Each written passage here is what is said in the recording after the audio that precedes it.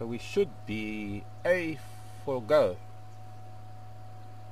and G for away.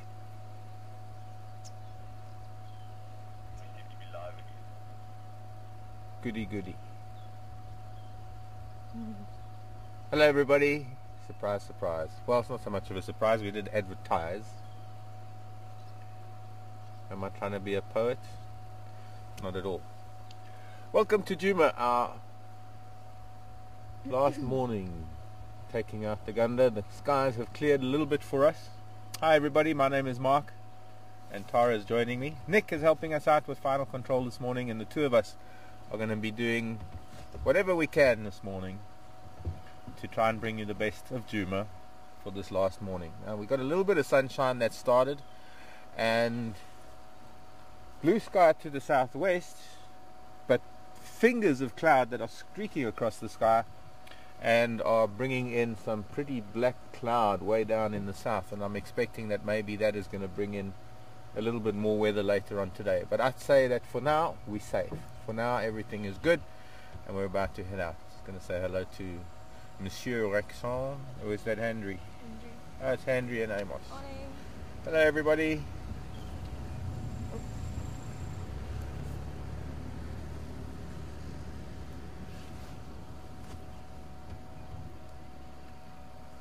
Morning, Henry. I'm just going to wait until somebody comes around the side of the Torah, comes around the side of the vehicle. Fine, and you? Where are you headed?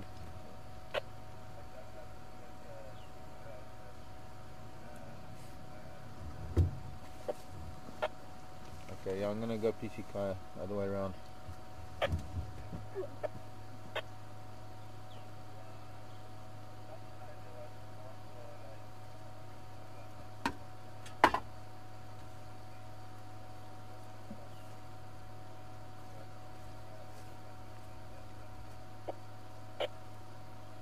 Alright, copy, thanks.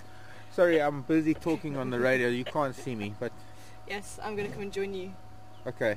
I've locked everything off. We're going to try something different. Try it. Camera person free camera until we get to something.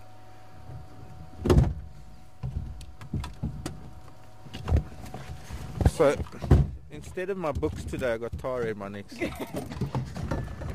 Who needs books? Page 36 of my flower book. Can you just check in your... Hold on. Control-Alt-Delete. Control-Alt-Delete. Not responding. Mm-hmm. I'm more used to not responding. Yeah. So we're heavily relying on Nick to tell us everything's on autopilot. Which, yeah, we'll have to see how it goes. We will. Yes. I'm hoping everything's locked off okay. But good morning everybody, and happy Thanksgiving to everybody who is celebrating. And who might still be awake after Thanksgiving dinner. Hope you enjoyed the turkey. I was dreaming of turkey last night actually. I think there are going to be a lot of relieved turkeys in America today. Yeah, I think so. They're all going to be going, sure, made it another year. Hyena track. No, they've still got Christmas to go. Oh yeah. Don't want to be a turkey this time of year. Oh look, got blue sky. Yeah. Change. We'll have a look at that lovely open area on Zoe's just before we get down to the hyena den. See what the sky looks like from there. It's changing fast. We've turned our back on it. Excuse me, turned our back on it for now, and when we turn around again I know it's going to be different. It's still got quite a nip in the air though. So I'd say one of our priorities, I don't even know why you look at that thing. Yeah, but it's fun. 5 degrees. I would like to actually put it, because we, about 5 degrees. Yeah, right. Say 5 degrees. Well, I feel like it's 5 degrees. Maybe that's my body temperature. Maybe, like a reptile. Or my body actually feels Poikilothermic. I think one of our priorities this morning is going to be to find our queen. I think so. That and Teddy. That and Teddy. That and Teddy. And an Ellie. And an Ellie. And a flower for the ladies. And maybe a missing nut or bolt for the men. No, the squirrel ran off with that one for sure. Somebody, I'm sorry if I forgot to, it's been so many photos posted of late. But 2 days ago when I was sitting here, when we had that spider eating that flying ant, Oh yeah. somebody posted a photograph of a squirrel with a nut. Well, a bolt. Oh, brilliant. Saying the squirrel with the missing lug nut. Actually, we could do that. We could go past there again, just in case the rain's washed it out. Yeah, we should do. We should do.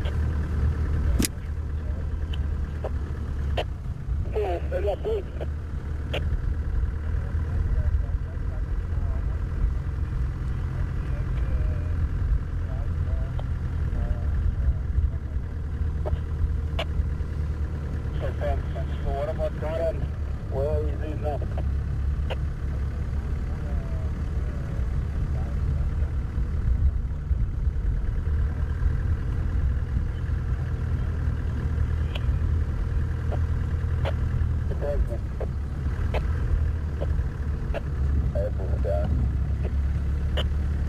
Still hopeful we're going to see a honey badger along here. Yeah, one of the times that I have seen a honey badger during the day has been in weather like this.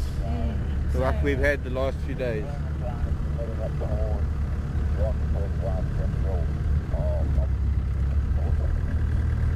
Oh, it's a giant. Can you zoom in on that? Come on! I don't know if you can see it, but no. Okay, you're gonna jump back.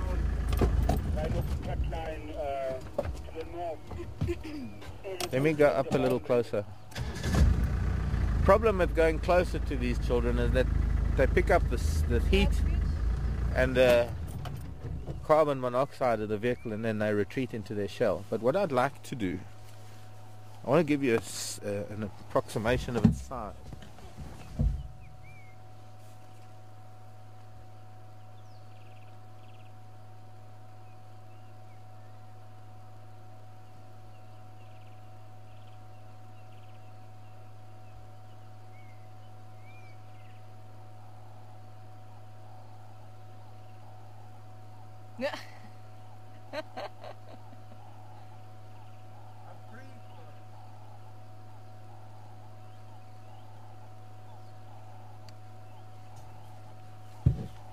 And that's not even a big one. And I've got big hands. Was it that they say something about big feet? I've got big feet too. We have big shoes. But I've always said, when I've shown you snails, I've even got that one, I don't know if you remember, this one that we found that was sticking out of a termite mound somewhere. Forgot even where. This is what it looks like after it dies and it loses its color and starts getting bleached by the sun. Just the pure calcium is left. But this is about the same size as that one, and they do get bigger. And I can remember when I told you that they get quite big, these snails, and I said I could put it here in the hand and the foot of the snail. Well, gives you an idea of how big they really are. Funny noises. Anyways, giant African land snail known as Achatina, becoming a pest in some parts of the world. Well, there are different Achatinas from all over the world. These particular ones are African, and you get many different species of them. So that would be about the size of my hand. Maybe. Yeah. Well, I mean, when my hand was next to it, the front of it was where my finger is, and the tail was beyond my hand.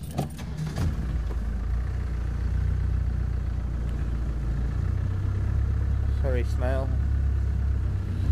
To disturb? No. Oops. Earpiece. So they're actually banned in some countries, and I believe in the States now there's a huge problem with them because they've become feral. People have brought them in as pets. They do make nice pets.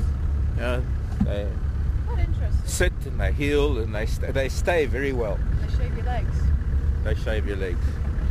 I've still got to see that one.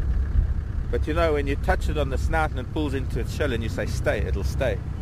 That takes no training. They know it instantly. Except if you walk away, they're likely to move on again.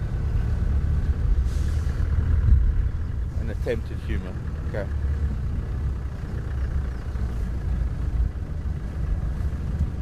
Thank you, Arlene. That's who it was. It was Arlene Levin that sent the squirrel lug nut photo.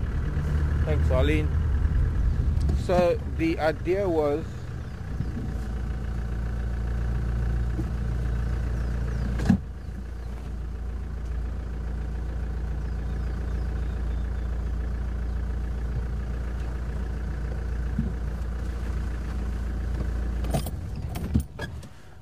it's okay. You're going to have to do that all the time. Well, the idea was that we were going to swap over every time we saw an animal, but you know, that actually might... Oh, look, there's an impala. You drive, and then you drive 5 feet. Oh, there's an impala. That's what makes it fun. Okay. I've shown you bagworms in the past. This is an unusual one in that it hasn't used sticks as much. It's mostly silk with little bits of debris. But it was hanging on a thread, one of its own silken threads hanging from the tree, and I bumped the silken strand. Come. Here's the entrance where the caterpillar sticks its head out, and it drags this bag around with it. I guess it doesn't want to play ball. It's hiding.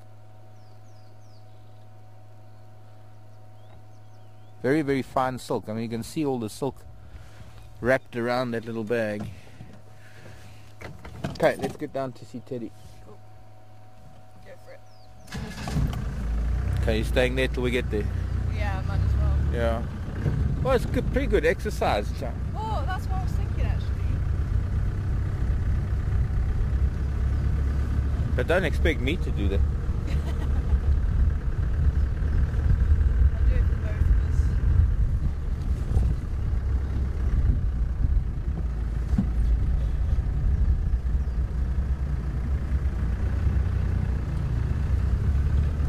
Fabienne, bonjour, bonsoir, bonjour. Hi Fabienne, how are you this morning? Staying up late, good. Wants to know if they're edible, those snails. They have been known to be eaten. But because of their diet, especially their diet in the wild, one would have to clean out the snail first. And to do that, you'd have to put it on some sort of edible... some sort of food source that is edible, and let it feed on that for a couple of weeks to get it all the other stuff out of its system. And what I know, some people that have, some local cultures where I've lived, what they have done is they take crushed maize porridge, dried maize, dried corn, we call it maize, mealie meal, and they'd crush it into almost a powder, not quite, granular, almost like sugar. I suppose for those who know polenta, dried polenta or dried grits, same kind of thing. And they'd put them snails in a bin with that for a couple of weeks, and that snails would just eat that, and that would flush out their system. But I'd have to question the merit of palatability. I mean, we have to distinguish between edible and palatable, and I'd have to question the palatability of the snail based on having once tasted one snail in a restaurant, and to be honest, all I could taste was the garlic sauce, but it was the texture that was, it's like abalone. I mean, everybody craves abalone. We have this huge problem in this country with abalone poaching. We call it perlemun. And it's up until the rhino issue, it was the I suppose the main poaching issue that we had in this country was the abalone poaching and the depletion of abalone along our southern coast in the Cape. You don't hear anything about that anymore. You only hear about the rhino. But anyways, abalone is also, being a snail, very similar in its texture, and I can't understand what the big fuss is all about, because you don't taste the actual snail, you just taste the sauce that you put with it. And then you have this rubbery thing Anyway, my opinion, I'm a fussy eater anyway. We might have to come here twice today. Oh look, there I can see a... Yes. So there's Floppy here with her children.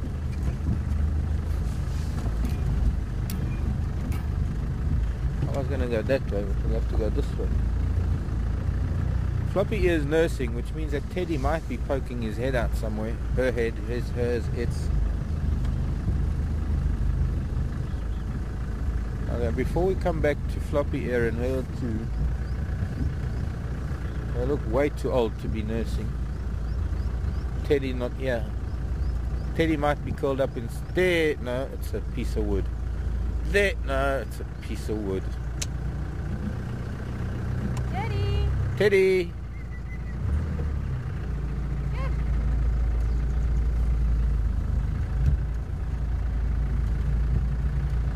Maybe if we just sit here for a bit.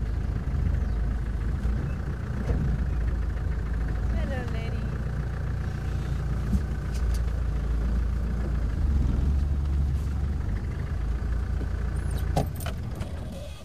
Hello, Floppy. Yeah, well, at least it's nice to say goodbye to you, since we actually have had...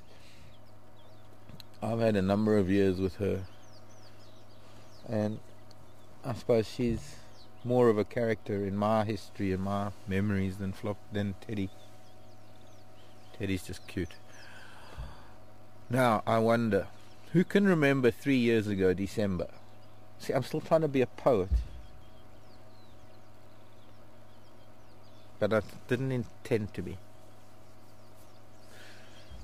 Hello, Floppy. Yeah, your ears are not looking good. It's almost like she's getting carcinomas or something. 3 years ago this time of the year, there was a hyena den active up on... Well, the den up on Cheetah Cut Line, Gary Main Junction was active.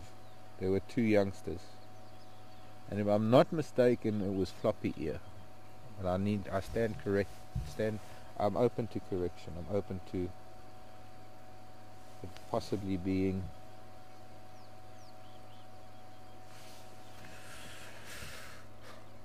someone else. So if anybody remembers the hyena den up there, Lynn, I know, might have kept track of that. I know Sharon in Austria would have, but Sharon unfortunately not with us.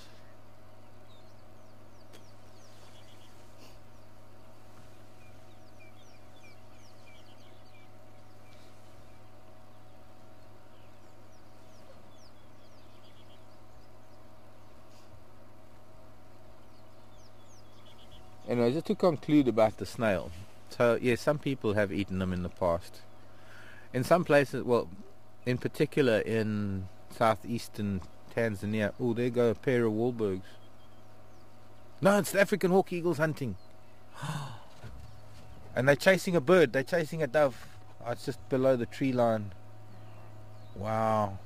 They came in from the left and they did this sort of 180 in the air. Both of them chasing a dove. That must be quite frightening for a dove. Have 2 powerful eagles like that on your tail.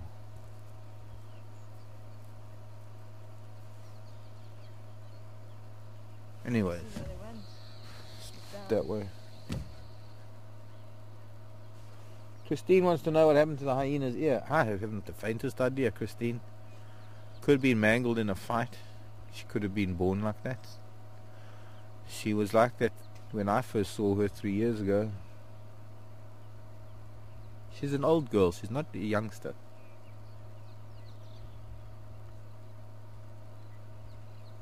But I'm assuming you mean the right ear that's floppy, that's bent over.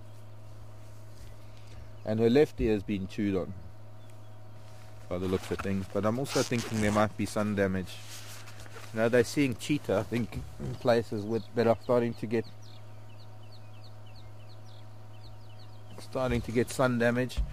And I know that domestic animals that spend a lot of time outside nowadays, because of increased risks of skin cancer, I noticed that domestic animals, especially pale white animals, are at risk I've known a couple of white cats that have developed skin cancer on their ears. So I don't know. That left ear of hers is looking, every time I want to look at it, she puts her head down. It's looking a bit otherwise. Anyways, in southeastern Tanzania, where I lived for a while, a big game reserve, we used to find middens of snail shells that could have only been accumulated by humans, because it wouldn't have been a natural, and they were invariably always in a termite mound, in a hole in a termite mound. Those were middens, human middens. It's like you get early civilization that had middens of periwinkles and other marine gastropods, mollusks. And I do know that some cultures crush that shell up and use it as a calcium supplement. And then, I can't remember who it was, but somebody asked the lifespan of those snails. Well, I've calculated some of them to be 20, some of the really big ones that I've found, up to 20 years, based on the growth rings. I'd say they probably average maybe 10 to 15 years, but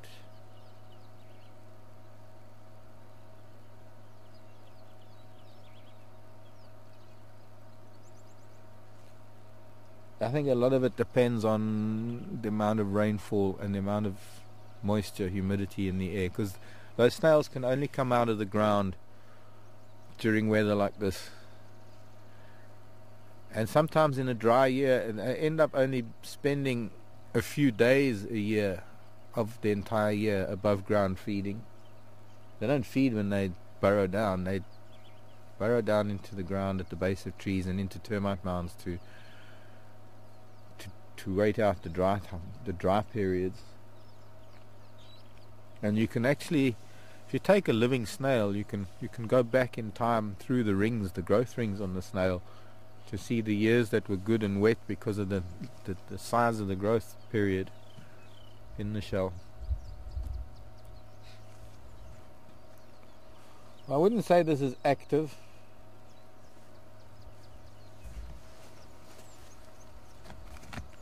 But she is here with her two. The two middle-sized youngsters are missing. The other hawk eagle's behind you now, coming into this tree. Hello. You're coming. You missed your prey. You did. Only one of them. But that might land up there. Yes. Yes, please. Thank you. Where's your mate, though?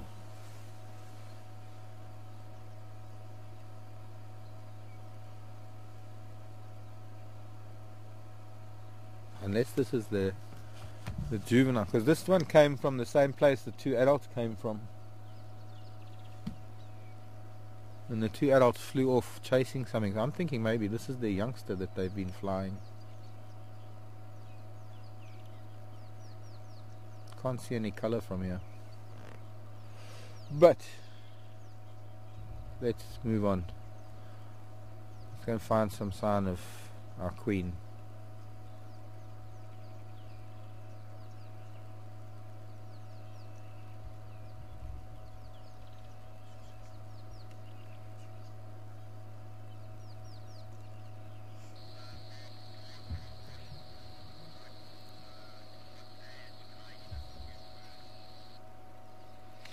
Dawn wants to know at what age can hyenas still give birth, and I have to say I haven't the faintest idea.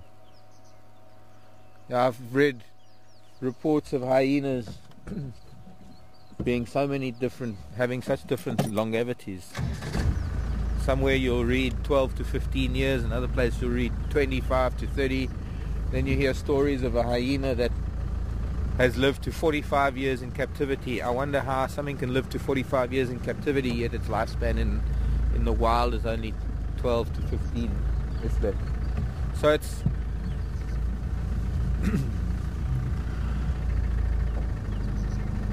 not easy to be able to answer that question from my point of view personally, because I've never been able to watch the same hyena consistently over a period of time to be able to know that. Studies invariably have been done I suppose on the same clan somewhere, and people have obviously established some sort of pattern maybe with hyenas, and so there might be an answer out there, but Dawn, sorry, I couldn't tell you because I simply don't know. I don't know whether it is 8 or 10 or 6 or 15 or 20. I haven't the faintest idea. You know, when a lot of my knowledge comes from reading, obviously, but most of what it is just living with it and understanding it in a different way. I'm not a scientific, I'm not an academic person, so I haven't done studies on these things to be able to establish things like that. And while I have read a number of scientific papers, that's one that I haven't read. So it's just one of those things. I've never come across any information that tells me the breeding age of hyenas and when they stop. Oh wait, it's Tara's turn. Okay.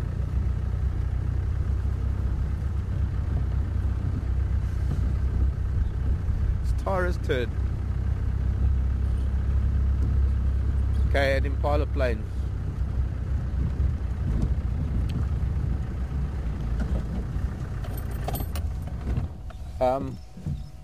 Alright, talk to you in a bit. I can drink my tea now.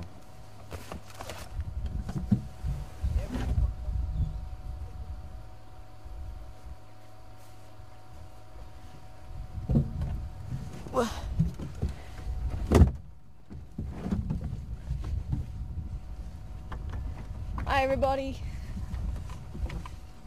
So I'm wearing my special hat today. Supposed to say hi, welcome to Juma, my name's Tar. Oh yeah, hello. Welcome. I don't know if I've ever been in the sea. No, I don't think you have either. Because last time we said goodbye, I was sitting with you.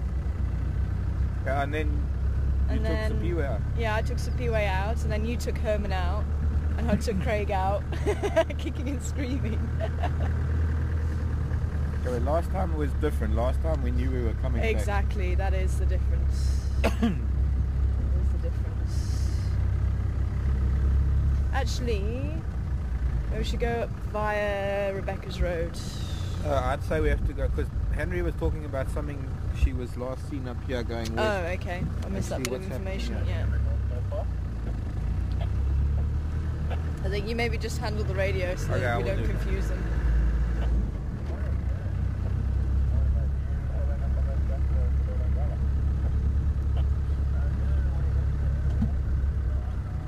Yeah, definitely musical chairs drive. Who was that from?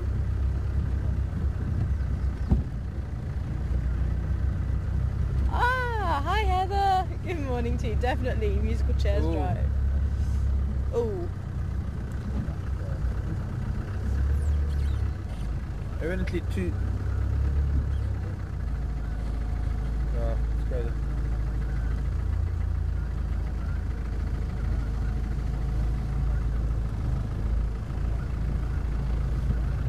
Oh, fantastic.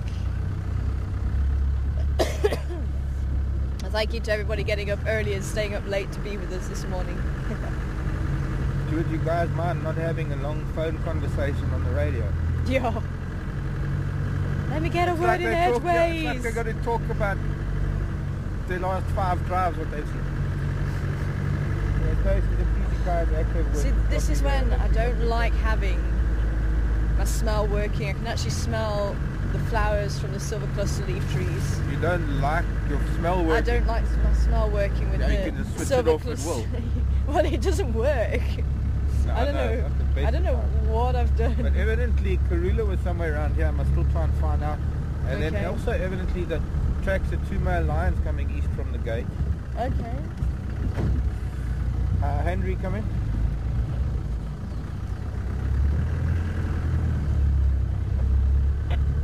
Yeah, I didn't copy it too well earlier. Which side was Karula's and Konzo?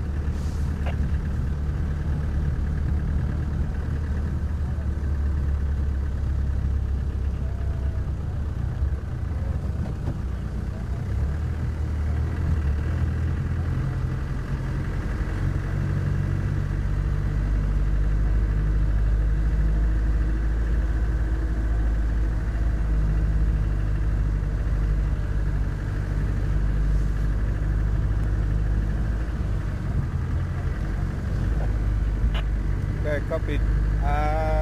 Heading down Impala Plains. I'll go up that way. Oh, now he's saying east.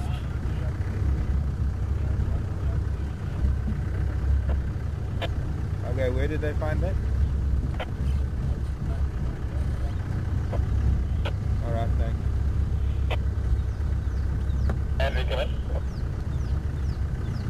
So where do we need to go?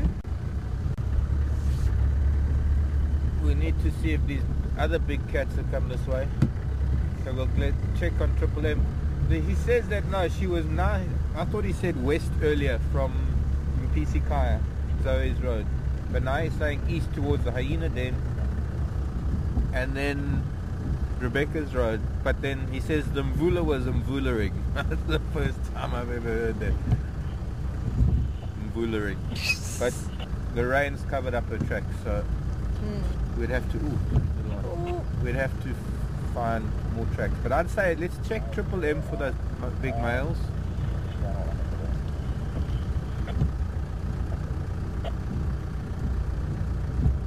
Said that it might be the Kahuma boys. That'd be nice to see how they're doing. That must be a new baby. Turn the camera already, camera person. Yeah. She's gone now. You're too slow. So it doesn't count unless we have it on camera. Doesn't count unless we have it on camera. True. Okay. She has gone. Look, there's the baby. Look how big they are. I better get on camera. Yeah, that'd be nice to see actually. The two. Sure. Actually, there was two, wasn't there? We thought there was one that died and one that. There were two indeed. But no, evidently both survived. Look, Oh, it's not easy. It's very nice to see. Crowned lapwings.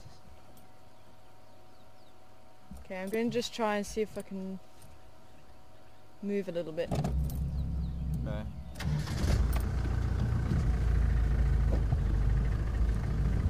So we're at least slightly level. I want to try to get one of the little bears, the little one with its mother.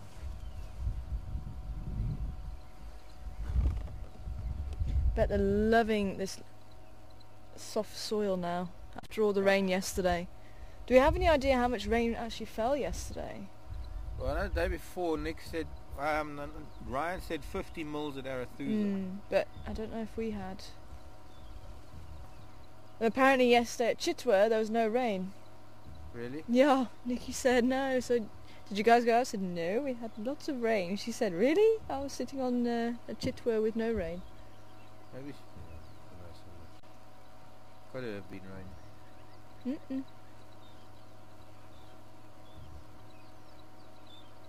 No, it's still quite So far there's from us one though. of the babies that I got on camera now. It's almost looking like there it's with an adult. Actually, all four are going to be in shot.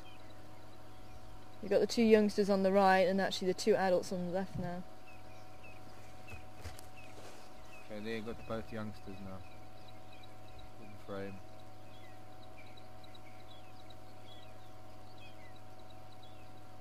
It was nice to know they survived.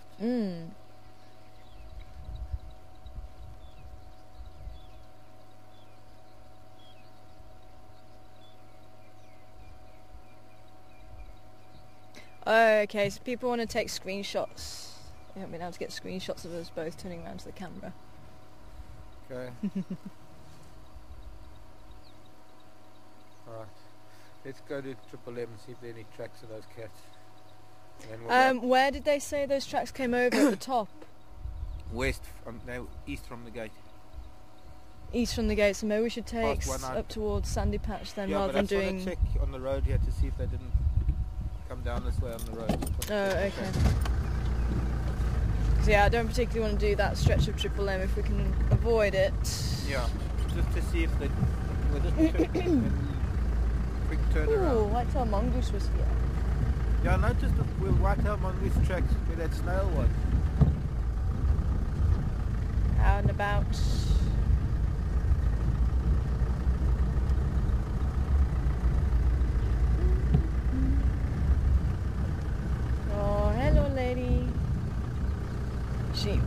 Gotta get a baby impala on camera. Oh, She's, that's not... yeah, it's very, very young, hey?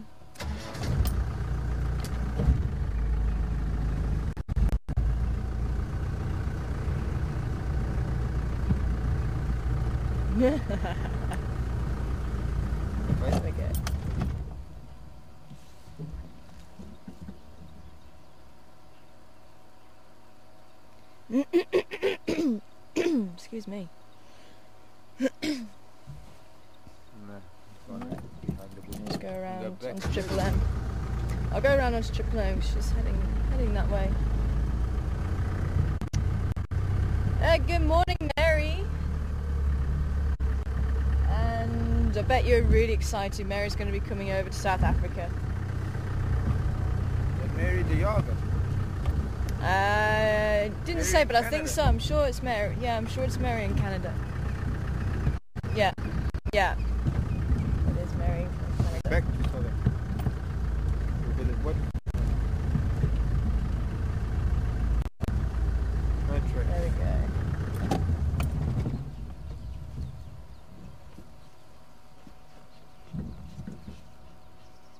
Oh, we got a roller rolling as well. Yeah. Funny though, the European rollers aren't back yet. Yeah. First week of December. Anybody want to send their guesses in? Yeah.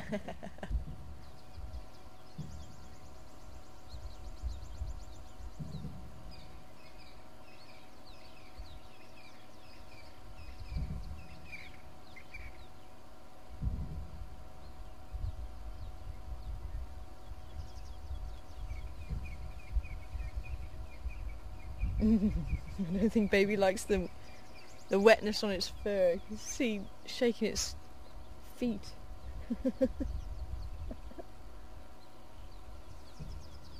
She's very nervous, hey? I wonder if something did come through here.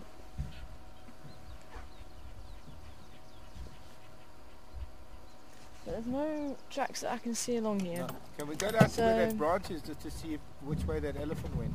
Oh, is there an elephant? I'm assuming an elephant that left it there.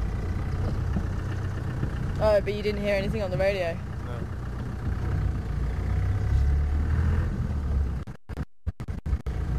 Yeah, here is tracks. Well, there were some tracks there. Leaves here. Looks like he went back into there. And Mary wants to know if there's any special blooms you need to look out for down here in the low veld. Special blooms? Special blooms. To do what? To see flowers. Yeah, there's a whole book full. I suppose she means just any particular flowers that are only going to be flowering now. I reckon some of the lilies. Well, after this rain, some of the lilies will be flowering. When's Mary coming? I don't know, I can't remember now. I think it's in the next couple of weeks, isn't it? Does Mary say in the email, Nick? I forget. I think it's in the next couple of weeks, I'm sure.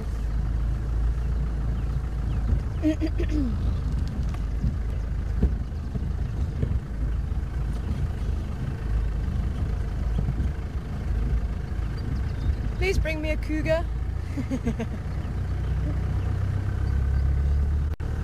Still would love to see one of those. Sure, that baby is so tiny. Oh, she really is not wanting to play. Okay, I'm gonna get to the junction here. And you can take over once again. Actually, just while we're here, I want to show everyone the flower of the silver cluster leaf because it's, it's. I can smell it. I've seen a couple in. Yeah, here we go.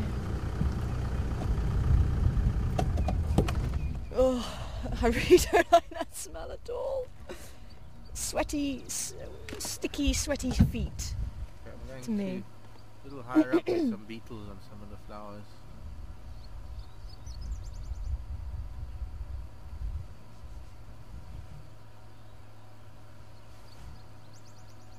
Oh, and I can hear my sunbird. It was tormenting me outside my room yesterday.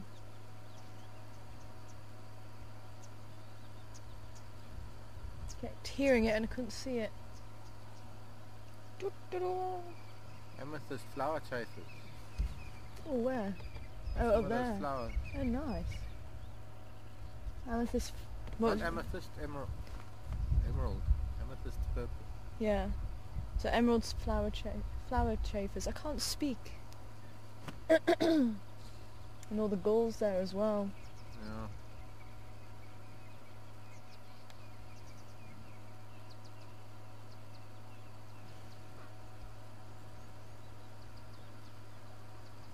Yeah.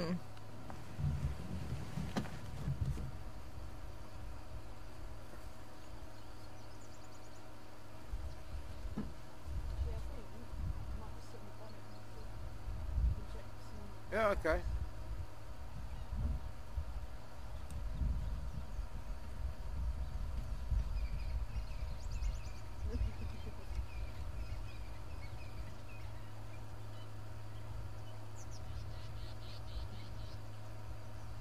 Should do it.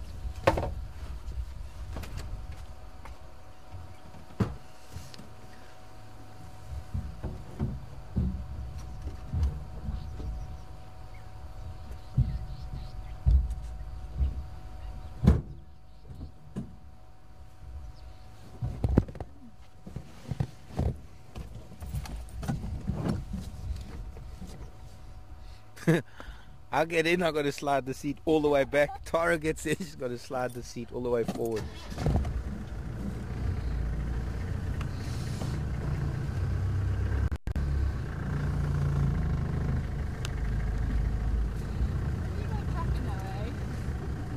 Oh yeah, I haven't driven with a tracker for a while. Well, Herman always used to sit there at the end of drive. It is. Especially when you've got lion at your feet, or leopard, or elephant in your face. Rhino midden.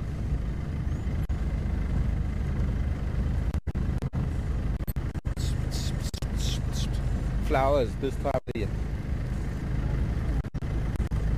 It's already driven up here. Really?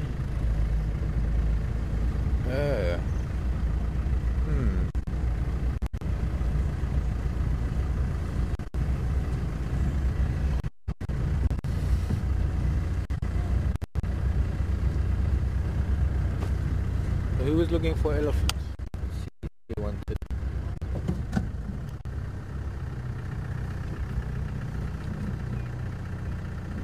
What's our mongoose person? That one.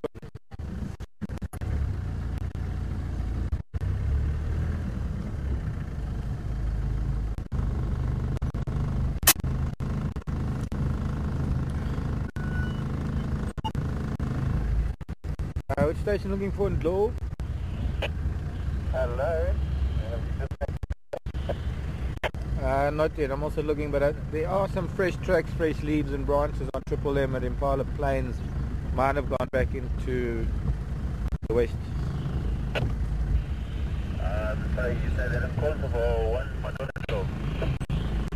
Yeah, and leaves and branches on the road. It's quite fresh from early this morning. Okay, got the yard, run that already. I got it all the way in a southerly direction, straight into double M.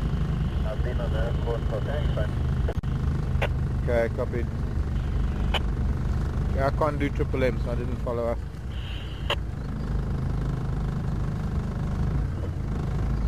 Okay, there were some kudu deep in. What's rattling? The bonnet's rattling. Because Tara's sitting on it.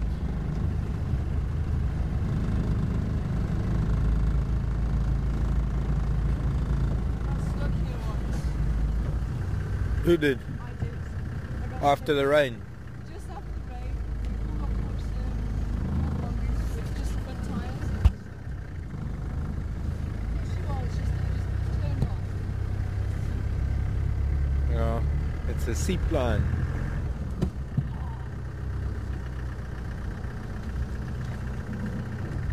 But if I go back, I'm going to go over it.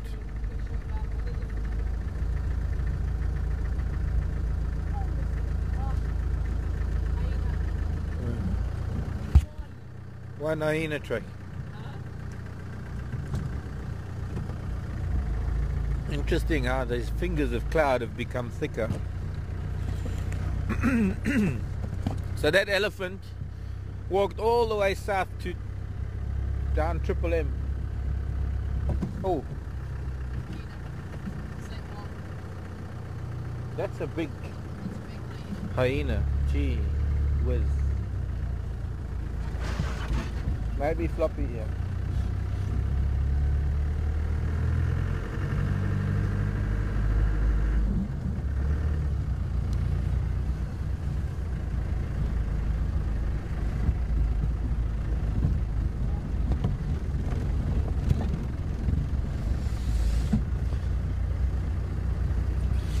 Okay, you want to see Tara's eyes get really big?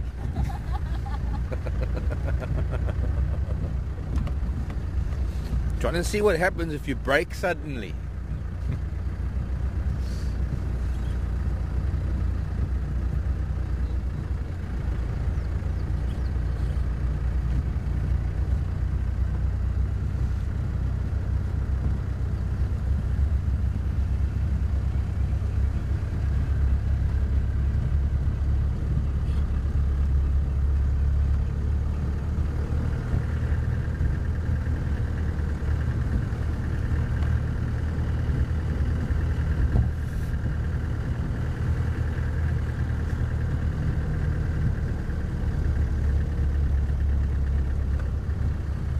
One flower you need to look for, Mary, is the flame lily.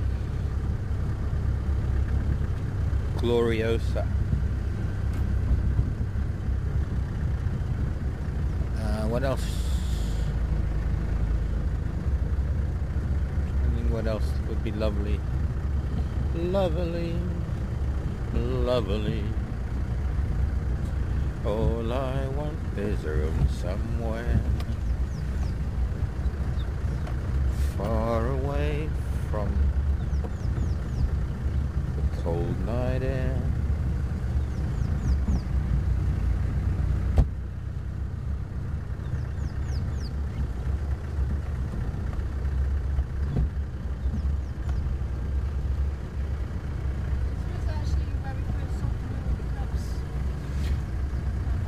Oh yeah, with Patrick. Very first time Karula and the cubs were seen. That's right, yes, I remember now. Standing by. Put it on dollar track. Did you get it on Gary Gate itself? No, just a little bit south. Not far, maybe 100 meters from Gary Gate where the fire break is. On the Mundine fire break, or the big fire break there. From that fire break will be south of that. On the main road. Yes, on the main road then, from the where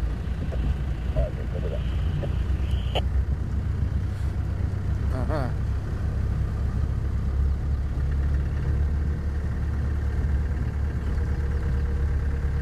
Two male lion somewhere.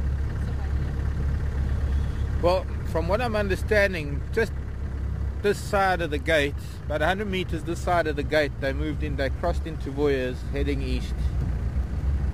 Two males. That? Any tracks here? No, nothing here yet. So it's either here or Voyeurs access, or they've gone up to Biffles or Cutline. But they would have crossed through before Sandy Patch, maybe. We could try a little bit of Voyeurs access road, but I think we need to short circuit the process and go up towards Sydney's Dam.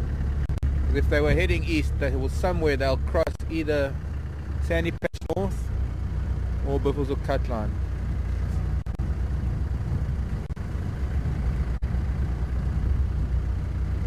Or Voyeurs access road.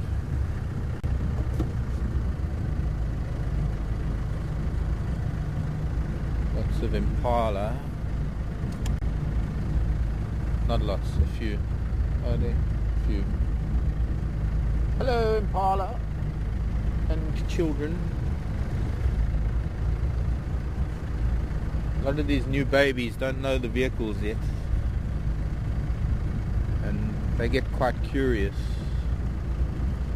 And then you stop and watch them, and then they relax, and they don't know the sound of the vehicle starting up yet, and they jump, and it's actually lots of impala tracks. Okay, look out for impala.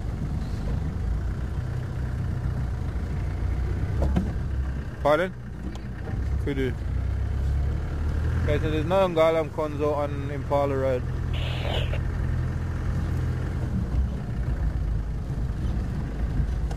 If anyone copied that.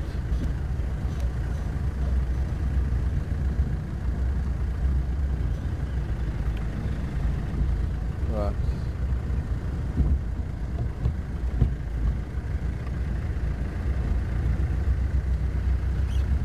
Somebody's been here already.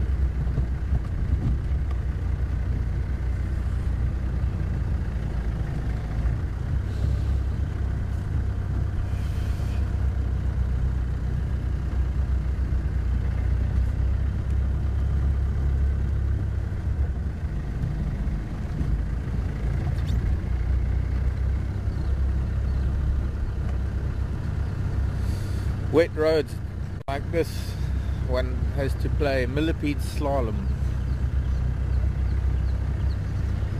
Take your eyes off the road for a minute, you might just not miss one.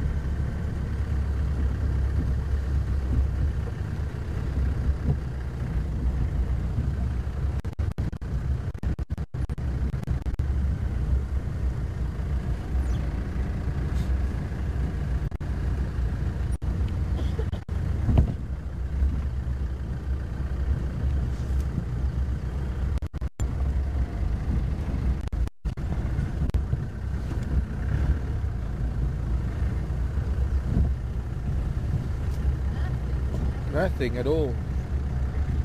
Gotta be on Beetles or Kalan then. Unless they're still in the block.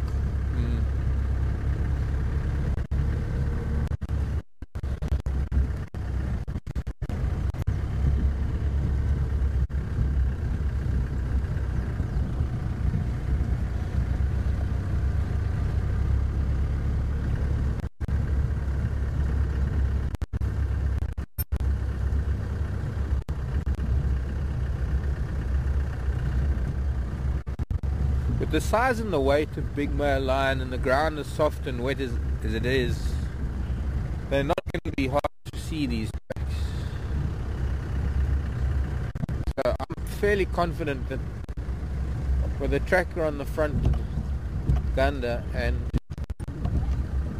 me, the four eyes, plus my extra two. Oh, there's a giraffe. Okay, we'll go to the giraffe in a minute. Are you want to go back onto?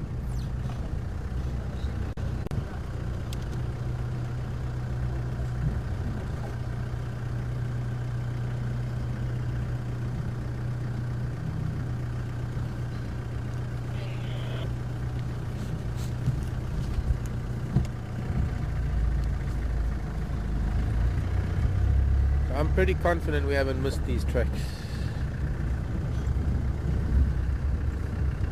Oh, what's that? It was waterbuck running up there onto the damn wall.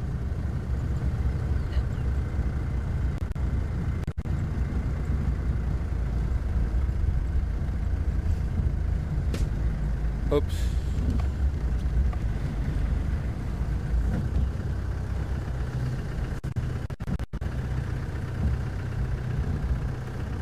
I think we just hit a record for a morning drive. 1102. Thanks. That's quite amazing. Hello everybody, welcome to Juma. Hopefully signal good.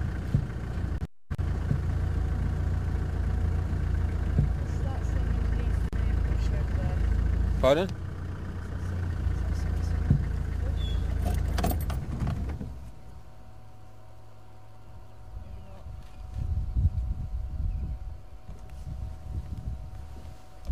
Which station following up on Ngala?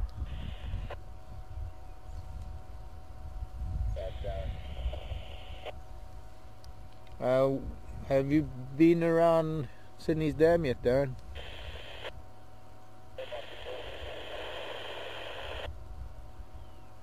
Okay, I'm not copying you. I'll get hold of you in a minute.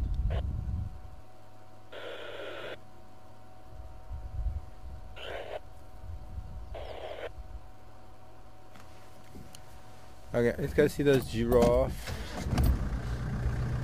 There was a water bucket just ran over the damn wall. I mean the wall of the dam. I'm not cussing, cursing, swearing.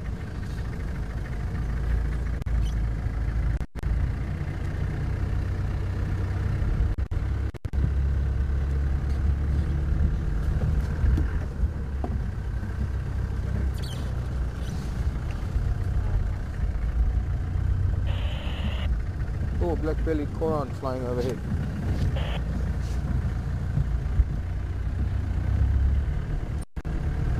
They must be in the block still. Either that or they crossed over back into Simbambili somewhere.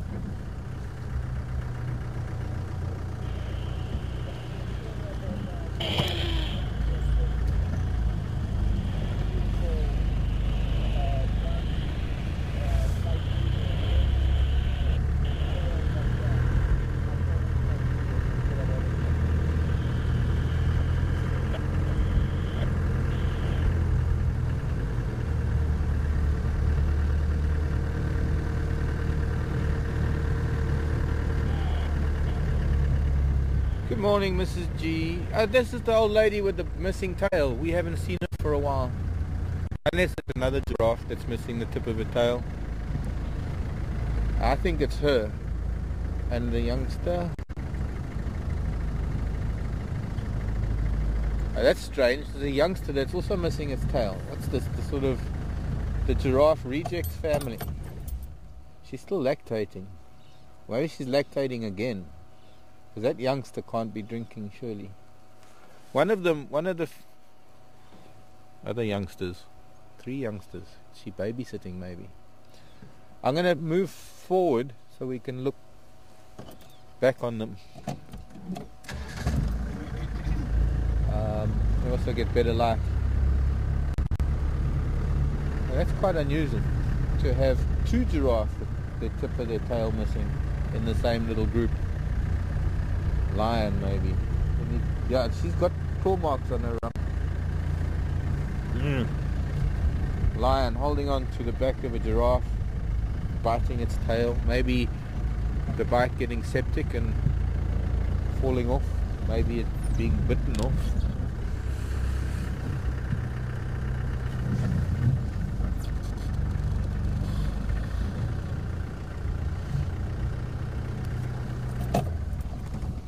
Ah, there's Darren.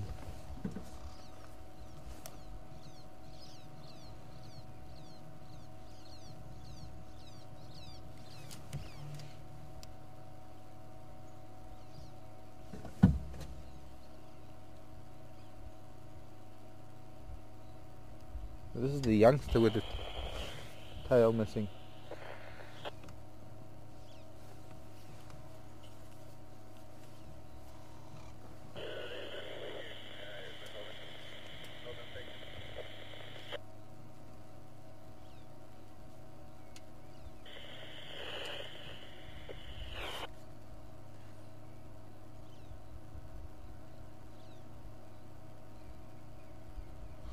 Now we can't see the big female, but I don't know if can you see some of those scratch marks on her rump? It's just there. I didn't notice so much. One more moment with the light. There, yeah. Yeah, you can Yeah. see them.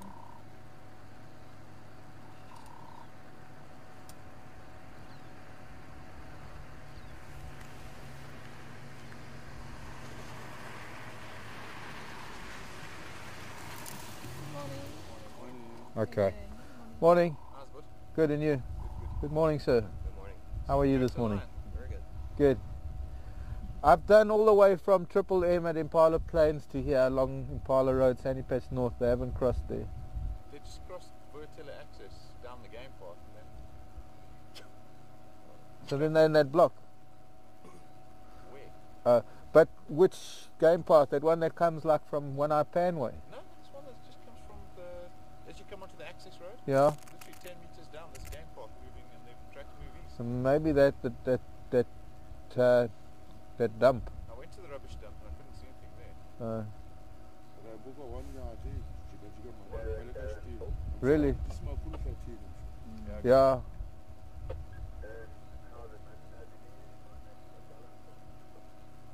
Yeah, I did. They crossed into the block near the dump and then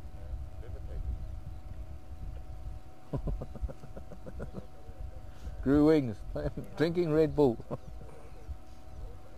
You see two giraffe here, both adult and the youngster got no tail. Good. Say again? The adult female and one of the youngsters is missing the tip of their tail. Nice claw marks on the back. Yeah.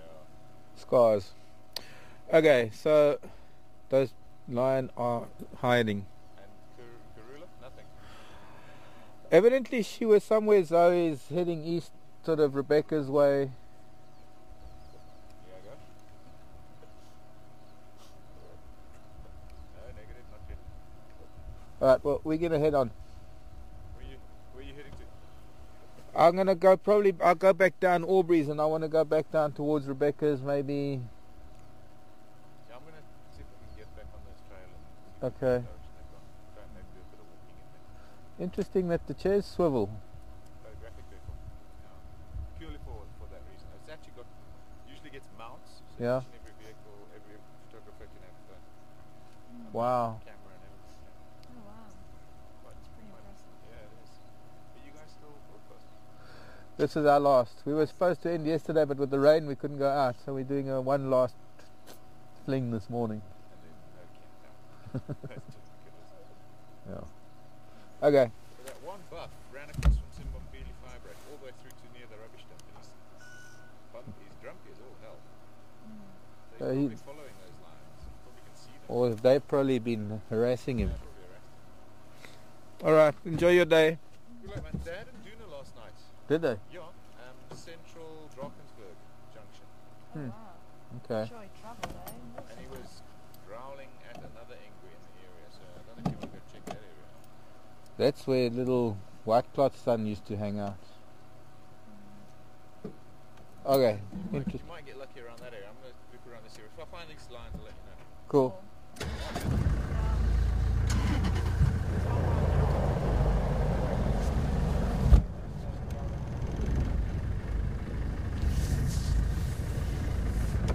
Looks like my friend Gino. Darren, looks like my friend Gino.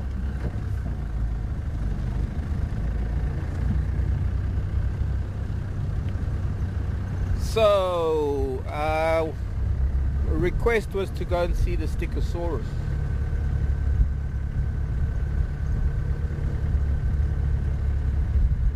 For those of you who don't know,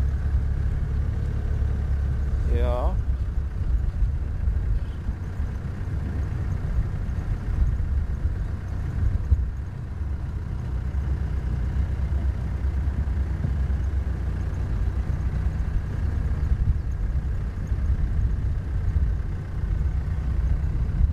Hello, Jennifer. How are you, Jennifer? Oh wait, we got to swap. Jennifer was asking how come insects don't decompose like other things. And the reason for that, Jennifer, if I could find, I don't know if I have any insect skeletons lying around. The The reason for that is because insects are ground scraper thrush. Ah, there.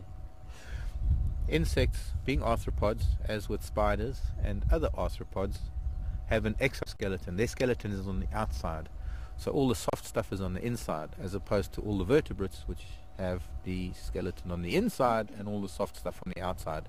And it's all the soft stuff that decomposes, and it's the hard stuff that remains. With animals, with the vertebrates, it's the bone, the internal skeleton that we see lying around after they die, and, well, especially the stuff that's not eaten. But insects, you could keep insect skeletons indefinitely. I think if you have a look at any of the museums, any natural history museum anywhere in the world, one of the things that will last forever are the insect skeletons. It's hard chitinous material. It's in fact, if you for some insects, the darker the chitin, the darker the skeleton, the harder the substance. That's why you find things like crabs and scorpions that have pinchers, or spiders that have chelicerae or fangs. The tips are always black because those are the hardest portions of those particular creatures. So, hope that answers your question. Okay, Tara's turn. I've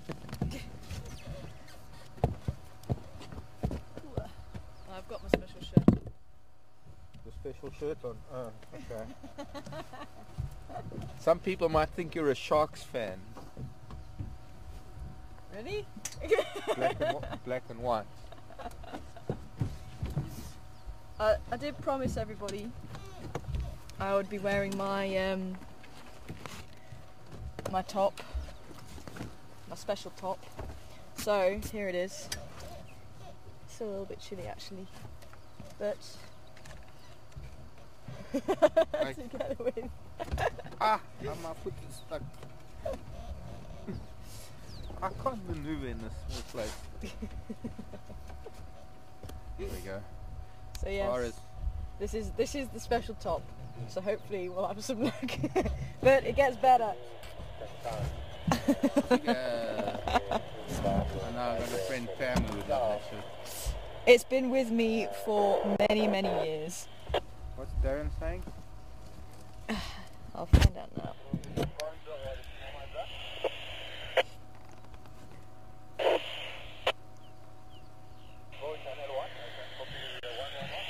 No, don't go channel 1. We can't hear you on channel 1. You're going to talk to him. I'm going to start driving. Channel 1 now, maybe. Darren, come in.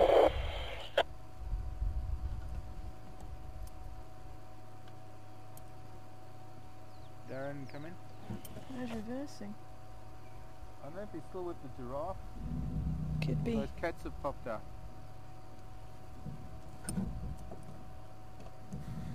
Huh.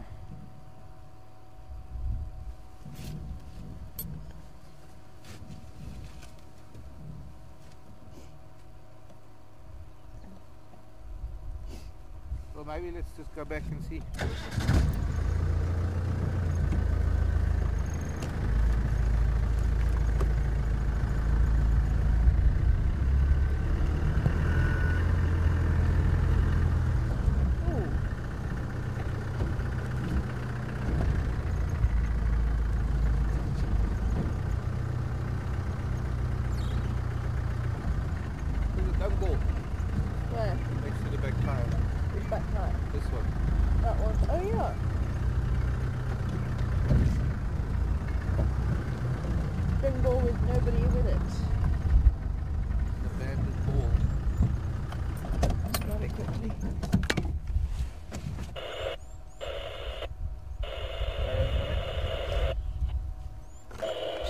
Interference on the radio.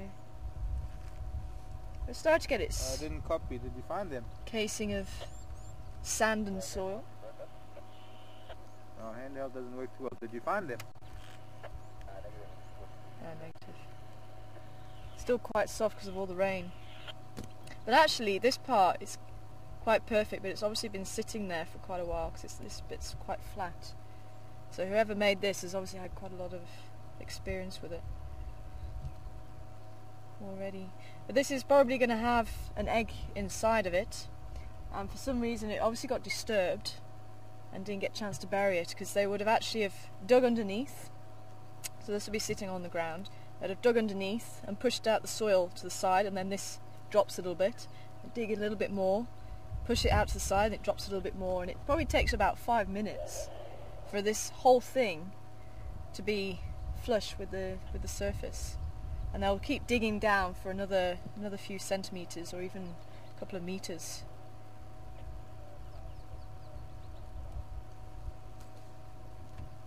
But all this sand and grit will obviously help to create quite a hard casing on the outside. But I've actually seen a couple of times where the nest has been dug up by honey badgers, and you actually just find the whole casing cracked open, and on the inside it's quite smooth, quite worn away, where obviously the grubs have been feeding, and that's exactly what the honey badger's going after.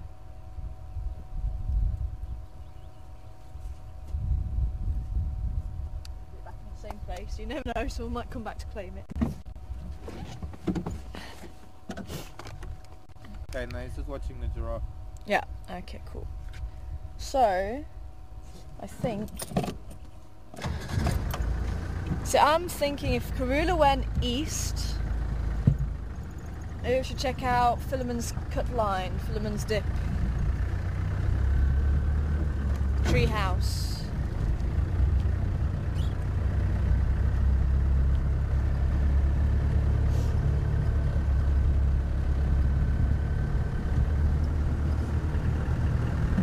That's what I'm thinking.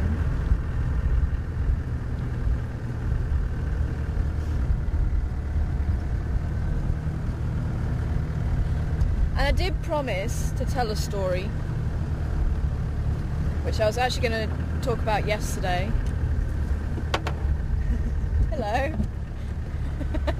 Would that be considered a stunt? I think it would be, with the vehicle going. I think I'd get a job in Hollywood. Stunt man. Oh, you never know, eh? Never know. Rhino. A whole new change in career.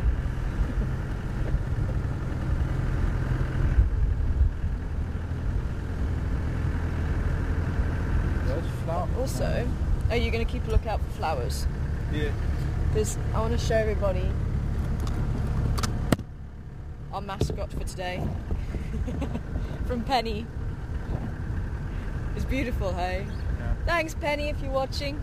I had to bring him with. Why they didn't beat that year?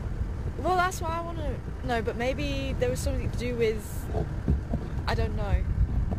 I thought it might have been difficult. Maybe this was all wrapped around and they wouldn't have been able to do that one. So I don't know. That's like a Persian carpet. There's a flaw.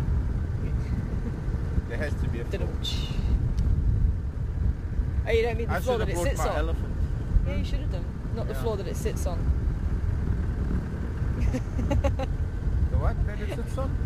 I thought you were talking about a Persian carpet sitting on the floor.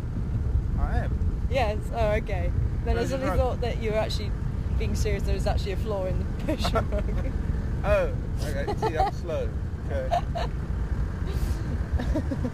Evidently, every Persian or kilim has got to have a floor in the floor. On the floor of. Never mind. I think he just forgot. Yeah, maybe, eh? But I think it makes it more valuable. I did bring. That's the Rhino. That's the Rhino for today. That was his tracks. That was his tracks. I brought one of my. It's gonna fall off. Something that lives in my pocket.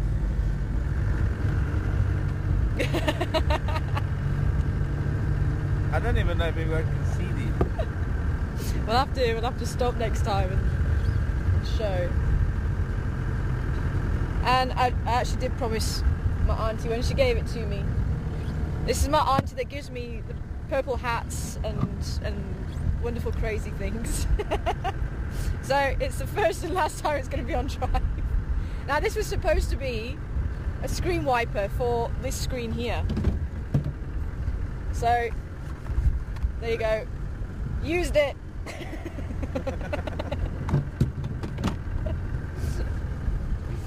But yeah, she always manages to find crazy things. It's brilliant. Wonderful sense of humour. Elephant. Going that way.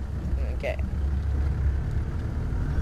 We'd be heroes if we find an elephant. There are a couple of guys that are desperate. Well, I think it's their guests that are desperate. We've got hyena tracks going this way again. Unless we try Mvubu Road. Maybe we should take Mvubu Road down towards Philemon's. Somebody's driven over Yeah, these someone's elephant already driven tracks. over them. And they also go on the road still. And we go off down here. So maybe Mvubu Road then. Which Yeah, somebody's done. somebody's already done.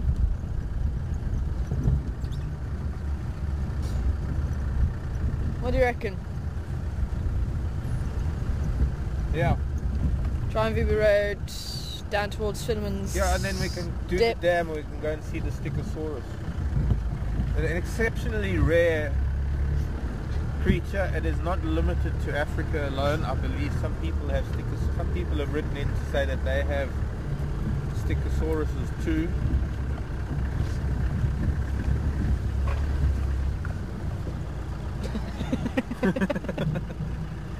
Yes, my flower.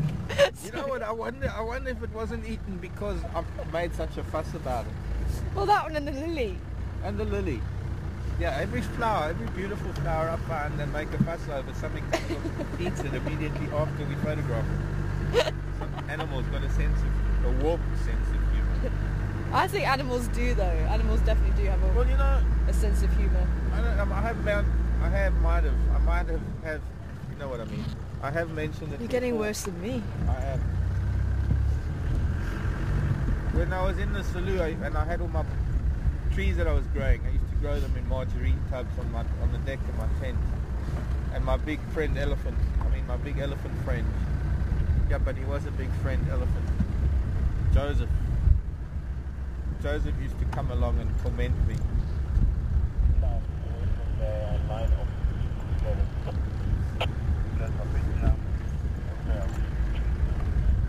I think they're talking about those Chinon Cranberry boundaries. Yeah. Between the two of us, we Yeah, both got both- the radios yeah. down.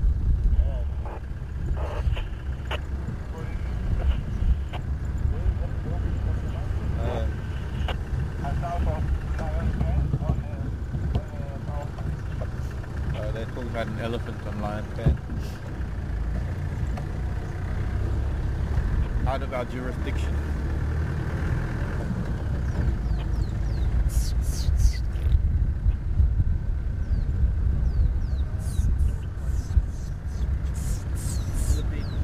Where? Did I get it? Did I miss it?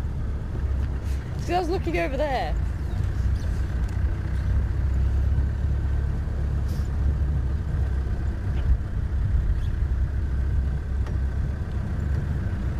Sunshine on a cloudy day. Definitely a sun worshipper. I should have been a lemur actually. Lemurs sit like that.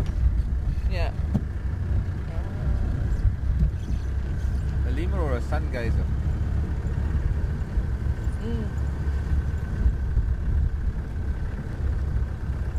I'm not yes. calling you a lizard. Oh yes, people want to get a picture of us both, so we need to stop and... But I didn't shave this morning because my geezer's not working, so I don't know what water.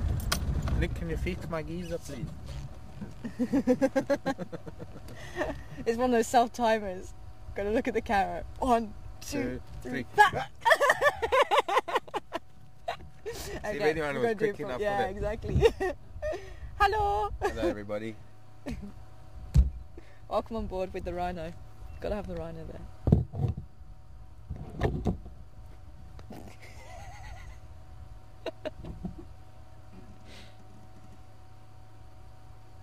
South Africa, our beadwork is actually quite exquisite. It is exquisite.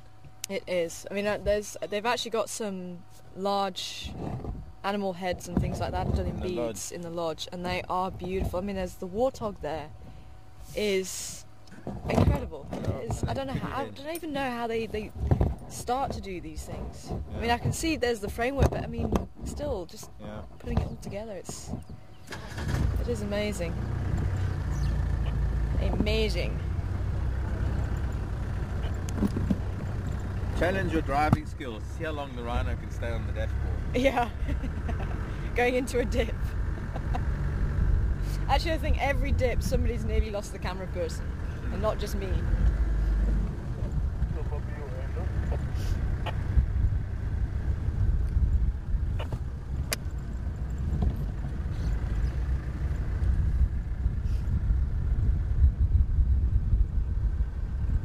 What are you doing with my radio? I've got it. Oh. Not much point in having both of them on the same time.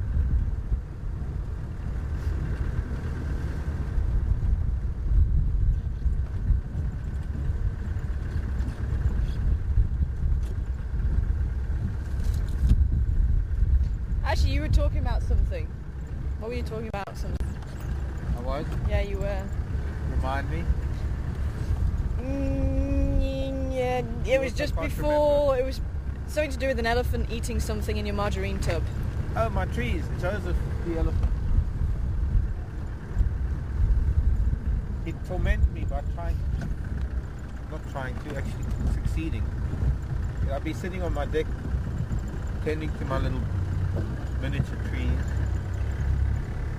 and he'd come and put his tusks in my face, and his trunk would hover over, and I had probably 100 trees in margarine tubs, all of them little saplings, because I used to germinate seed all the time, and I had a number of baobabs, and his trunk would hover over all of them, and then he'd find the baobab and he'd pluck it, or he'd pick it up if it was a little bit dry. He'd pick it up with the margarine tub, drop it at his feet, stand on the little margarine tub to pluck the little, I mean, it's a little baobab. He probably couldn't even taste it. But he would stand there chewing on it as though it was the tastiest morsel he had ever seen or felt or tasted in his life. Yeah, Ellie's. There's an Ellie at the dam. It's ready to go. Going that way. Unless he's been there already, but that's quite fresh. So these And the buffalo tracks. buffaloes, lots of buffalo tracks. But there was an elephant and he slipped in the mud. There's a raptor. Ooh, What tool? Oh, him. woodland kingfisher. Oh, gone. Thanks, Woodland. Choo. Would have been Oh difficult. no, this is actually quite open now. Yeah. Problem is, as soon as I climb up on the back, it's likely to chase a bird. Yep. Buffalo slipping in the mud. Slip sliding away.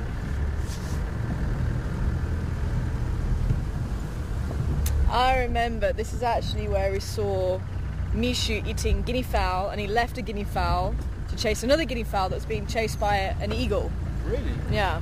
And he Oh, went off in yeah. there. Zebra wood and flower. Easy to see. Easy to see, it's not easy to jump on the back and turn the camera. Oh, there. But I'll... Oh, nice.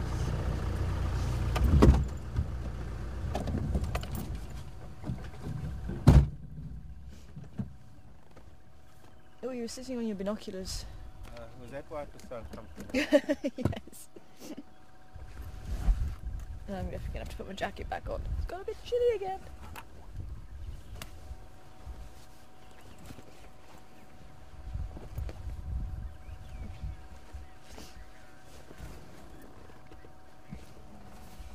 Focus, camera, focus. Focus, camera, focus.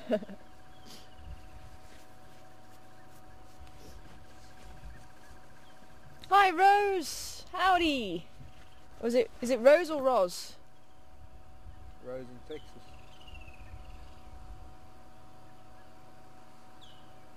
Where's that stick on? That's Oh, it's just spelled. Okay, so it's not Roz in Texas. Hi, Rose. And apparently Rose is filming this drive for everybody as well. I'm sure that hopefully there's a few people that's going to be putting it up on YouTube. 'Cause unfortunately we can't actually record anything now.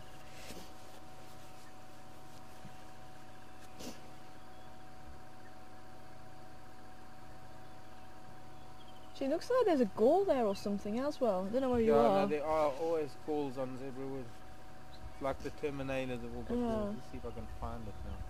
And there's one just on this branch next to me. Quite a nice one.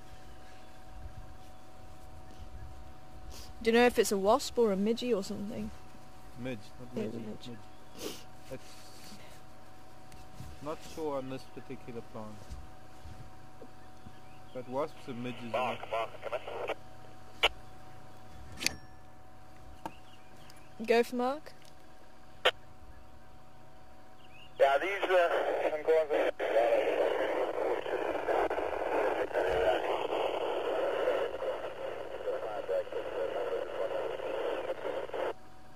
Oh, you sure. hold it up Yeah. there? Let me just try and drive out the dip. The last bit of that. Where did you see that? Ah.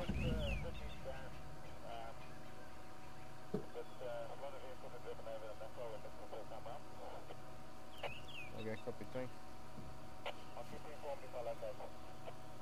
Excellent, thanks. Ah, so maybe that waterbuck. The Falls of Cut line to Sydney's Dam. Yeah, maybe that waterbuck did see them. Yeah. Darren, come in. Yeah, as I got to Sydney's Dam, before I got to those lameti, there was a waterbuck that was spooked by something, ran over the other side of Sydney's Dam wall, but I still didn't see anything at the dam though.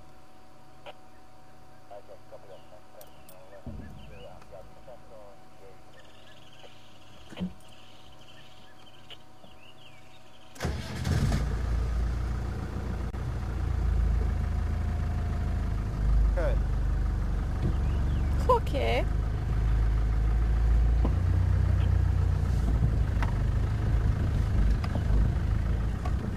Oh, I was going to drive up here so it was easier for you.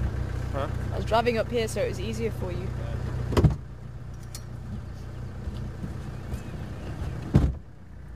goodness for running board. They're there so that you can run along the side. See blue in that tree. Just from this distance I can see that electric blue.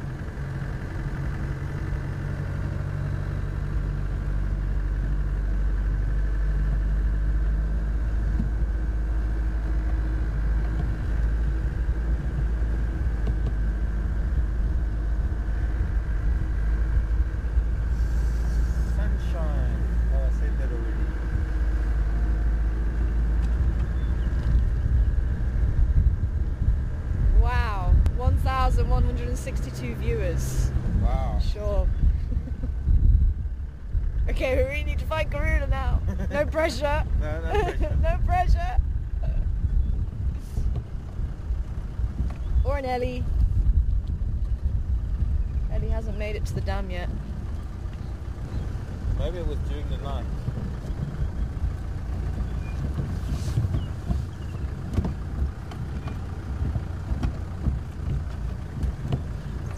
Randy! Good morning to you, Randy, in Iowa. Good to hear from you. Ah, okay. So we take Twin Dams Road then.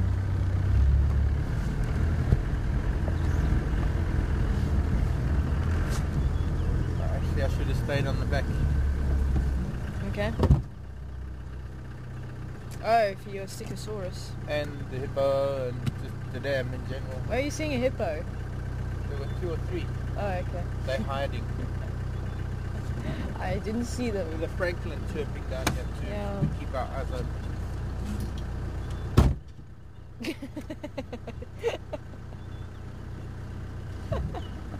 So glad I can amuse you. I'm easily amused, eh? Hello, Oh, thick knee. stop a sec. There's such a beautiful light on this. Never mind. The thick knee. Yeah, the thick knee. It's just running along the side there. Okay, I'm gonna just try and stop here. Where's... Randy, where did the name Gunda come from? Gunda is tractor in Shangaan, and because this does sound like one, the name kind of stuck. We got the Gunda. Hearing a squirrel as well, and there's something else. Something down here. There is a battalier in the sky though. Yeah, but the battalier is high up and none of these things shot for battalier.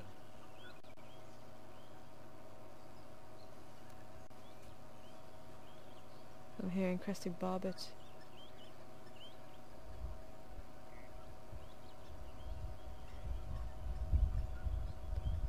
There they are, they're still shouting.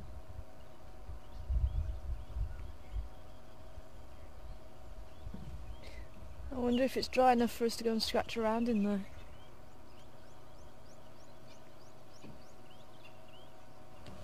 Maybe we should check out that little 2-track that runs down. Maybe I should just lock the camera off.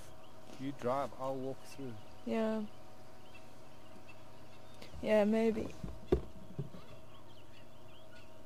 Let's just go see the tracks on the other side.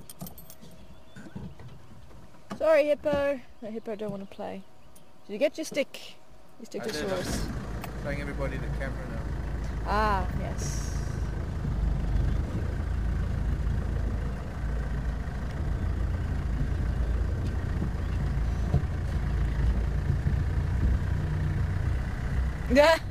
Everybody's... So Teddy's more popular than Karula. Everybody wants to see Teddy. We went to the Hyena den this morning. Teddy wasn't available. Had a prior engagement. But we'll see if we can maybe swing past there a little bit later. Maybe when it warms up he might come out. She might come out. With the sun, I'll be sunning outside. That's what I'm hoping.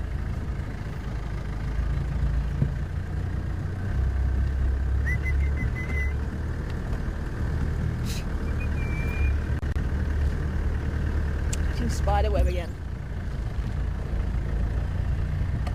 Hello, Harida. Hello. Yeah, it's looking quite muddy still.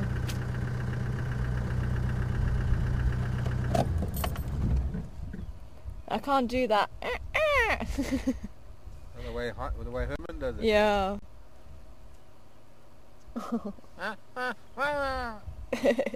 Yeah, you got to hit your throat. See, I don't like doing that.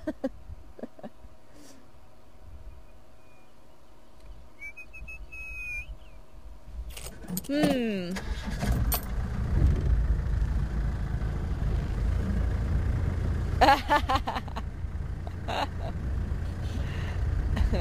was that? Bev. Bev saying Karula ranks high. Oh, pea bear. Yeah, my favourite flower. Venus's bath, Comelina. Gotta get my favourite flower. Won't sound right if I say flower for the ladies. So Marc, you still... You can say flower for the guys. Flower for the guys.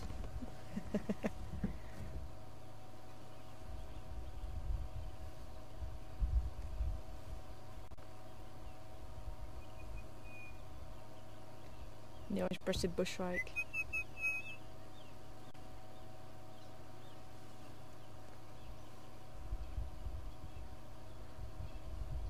They're still chirping away. Yeah. I think this is just looking at that. It is a little bit wet. Yeah. A bit too wet. It might be Warburgs or something.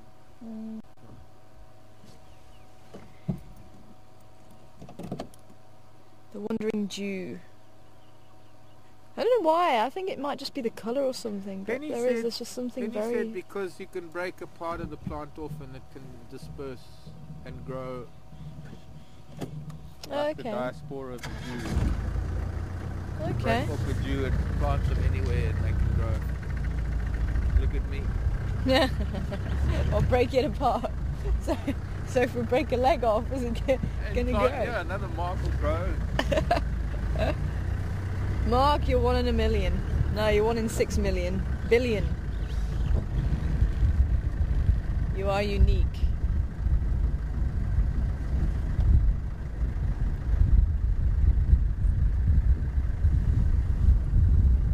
$400 users in chat, my word.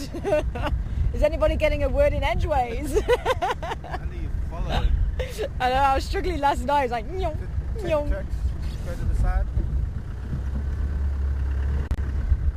Got anything there? Hippo. Karula, hello.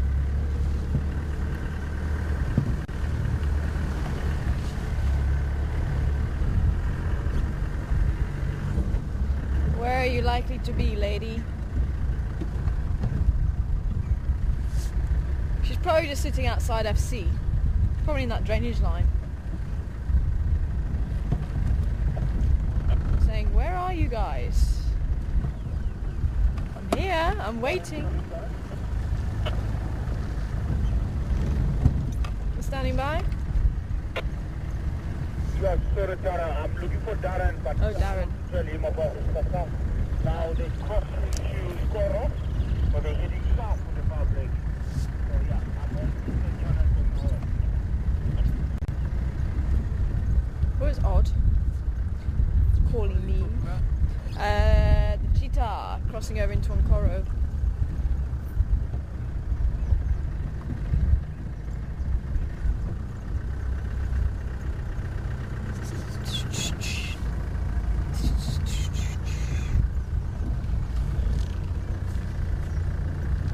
Southern black tit.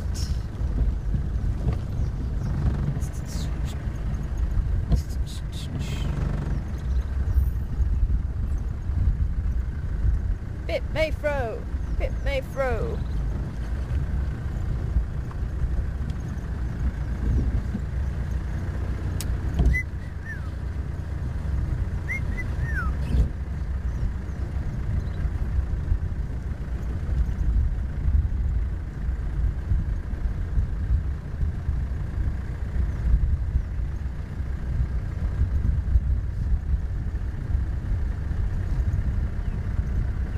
Oh yes! I keep getting distracted by Rhino story. Okay, so I was telling everybody yesterday about having a connection with the animals and the fact that when I was working with captive Rhino, that's when I really truly started to understand the behaviour, and I think without working with them so closely I probably never would have picked up the subtleties in wild rhino that there is. I'm wondering, maybe we should check down this little 2-track down towards the drainage line. What do you reckon? After that trek. Okay. Let's rather cover some ground and see if we can find some trek. Fair enough. But there was this one night, and the rhinos, it would take a little while to actually build up a relationship. They didn't, sort of take to you immediately. You'd have to put a little bit of effort and work into it. Once you had that bond, once you had that connection, sure, they would trust you. And I didn't realise that I had that bond really. I could actually ask them to do things, but it was this particular day that I realised, sure, I've actually got a really good friendship with this rhino. And he actually would not come in one night. I can't remember what I was. I think I was working with something else at the time, and this other girl was trying to get the rhinos in. And the rhinos, because there was a new section to the house being built, they were out in the field all day, and they came back and there's this new section that had been built, and they just didn't like it. They're routine animals and they don't like breaking the routine. They get very upset, and this new smell was just totally alien to them, and they had to walk through this gate to get to the old part, and they just wouldn't come in. They just kept going to the edge and not going in. They were like, no, I don't want to, not at all. So I said, no, I'll come over and see if I can give you a hand. I didn't know what I was going to do. You can't exactly start pushing the rhino through the gate. Oh, I don't know. That was something I want to see.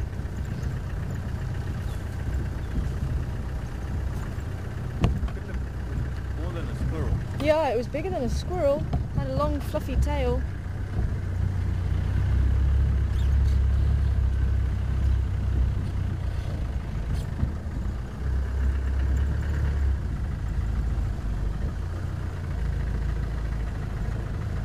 there.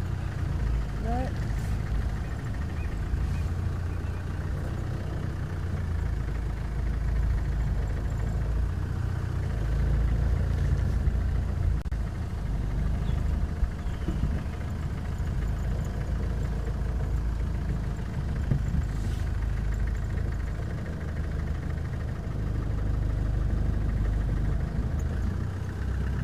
What did you use? I saw a tail about this long and dark. Quite bushy. I saw a bit of light on it though, also. But I don't know what was tail and what was animal. Yeah. I can't think of it. I don't... Yeah, it looked very odd.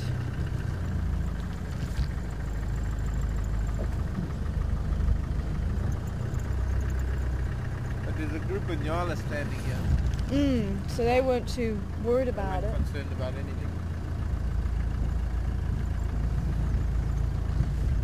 Where did they go? Into that thicket. Oh.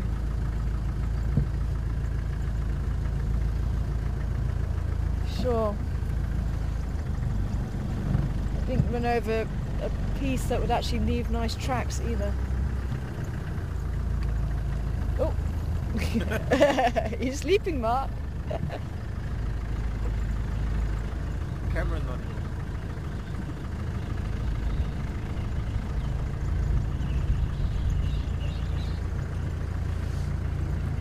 1,700. What? Oh.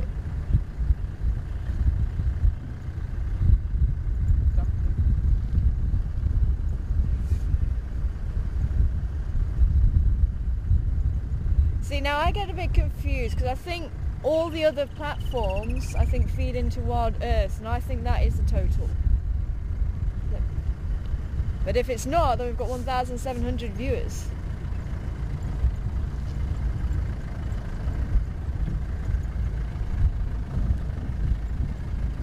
Sure. Welcome everybody. Great to have everybody on board this morning. And we're still looking for Karula. Still looking. Oh, with the sun coming out, maybe it's worth us going back towards the hyena den. Go and have a look around Treehouse Dam maybe.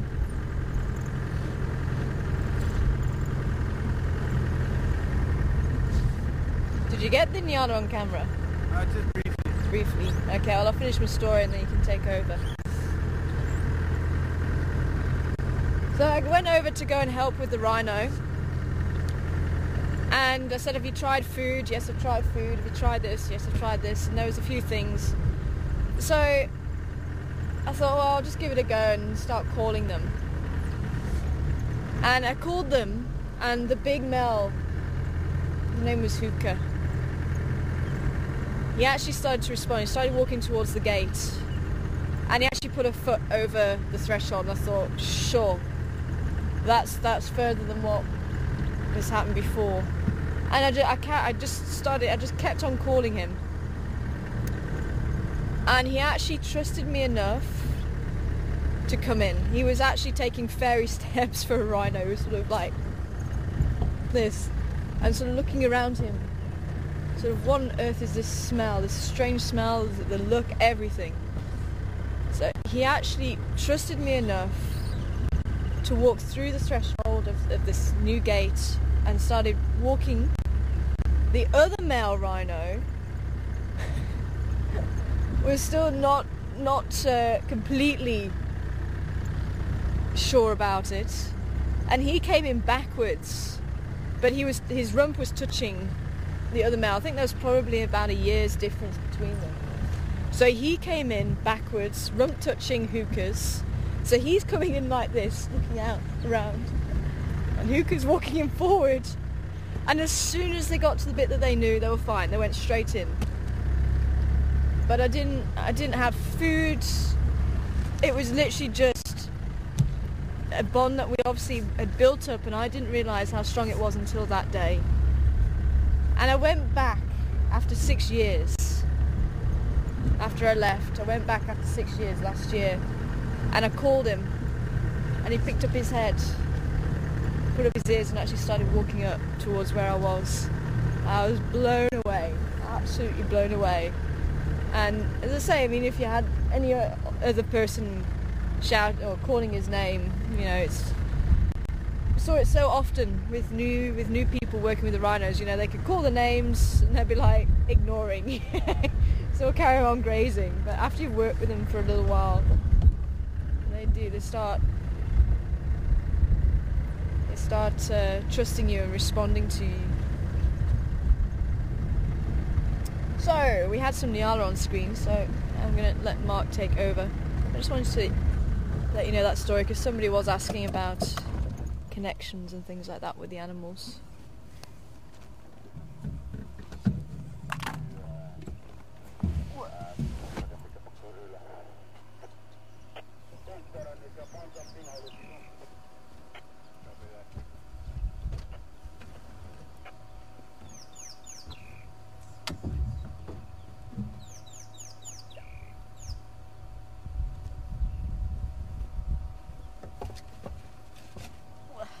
You got hiccups again? Who? You? Me? No, not this time. No, not this time. I couldn't reach the pedals. No comment. I just like sitting higher. Oh yeah, I've got to pull the seat back. Gee, look at all these ticks. Oh, that was the... Wow. If you brushed against this branch when you got out, you'd have some on you. Did I? I don't know, but I don't think so. they don't seem to be active. Thankfully.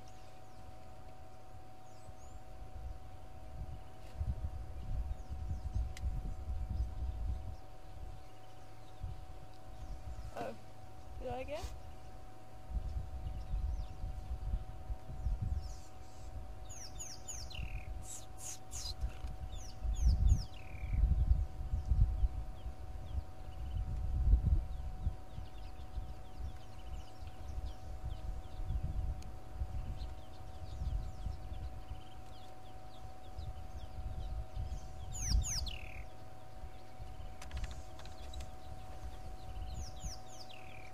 Here's one that fell off as I breathed on it. Shit, I found one in my room the other day. I have no idea how that got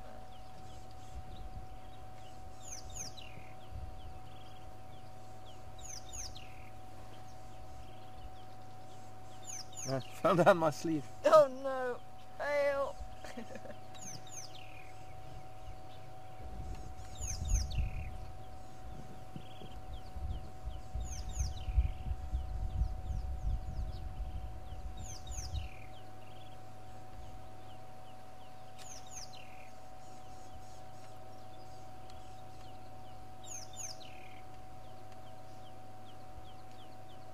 Sun's coming out. Indeed. Okay, I've tried to put the tick back on the branch, but it doesn't want to go there. Just waiting for an animal to brush past them, and they pick up the body warmth and they pick up the carbon monoxide, carbon dioxide. As soon as I breathed on them, they started moving around. But there got to be 100 odd ticks in the ends of these branches. Okay.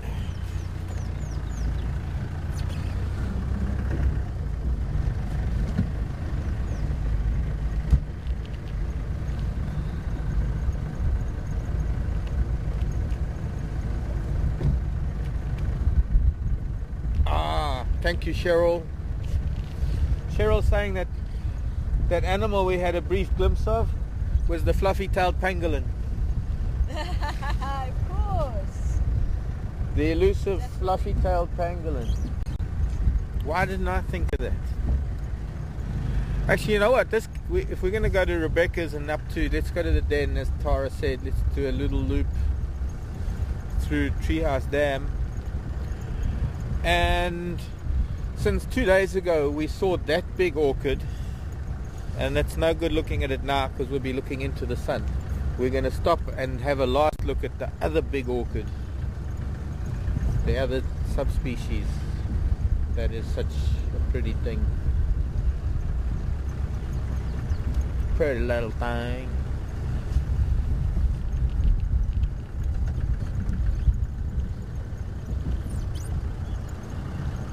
This side or that side? That is the question. We'll North- hop on the bonnet again. North Road or South Road? If you want to.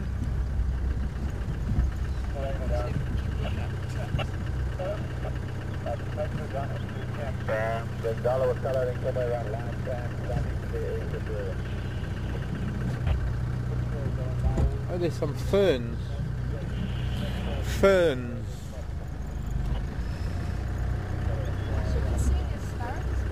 There's a lot of asparagus. Yeah, protasparagus.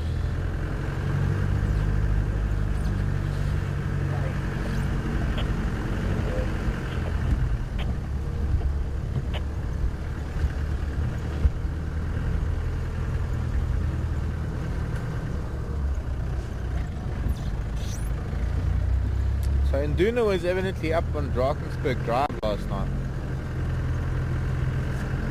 finding his way around.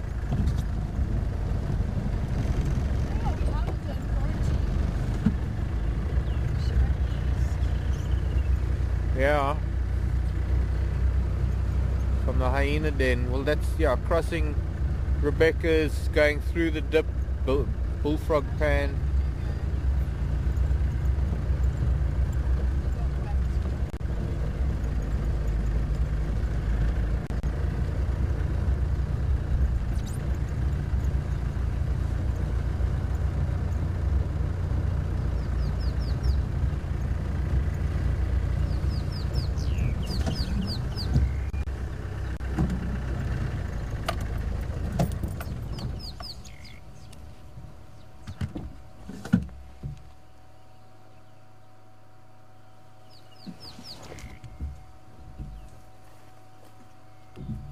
There's a fern.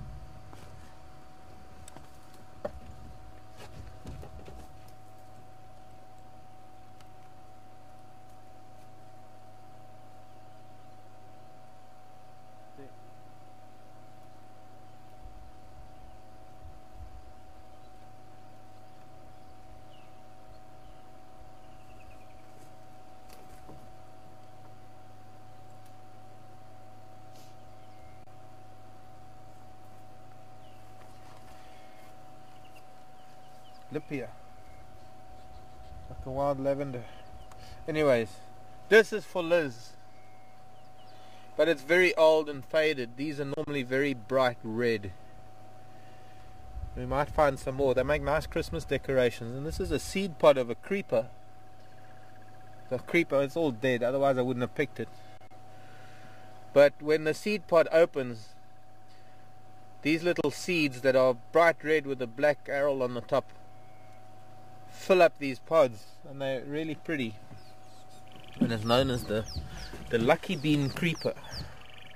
And I can remember a long time ago Liz asked me about them. I'm sure it was Liz missing South Africa in the UK, coming back in February. Okay. Yeah, I'll stay because we go into the land. Okay. Now, the true lucky bean is the seed of the coral tree. You get a number of different types of corals. The genus is Erythrina. And the one coral, we don't have any large coral trees here. Erythrina latissima or Erythrina lysistimon, the big corals, the broadleaf coral.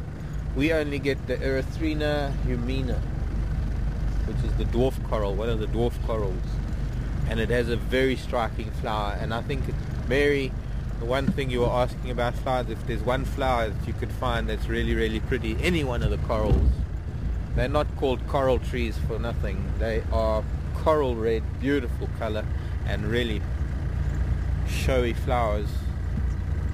But coral trees have been planted in any country that has a temperate climate. I know that I've heard there are coral trees even in Florida. So I don't know if they'd be flowering now in Florida though. No.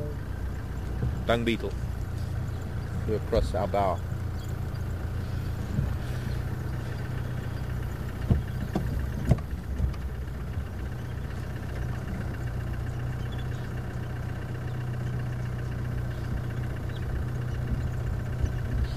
No tracks, but hippo.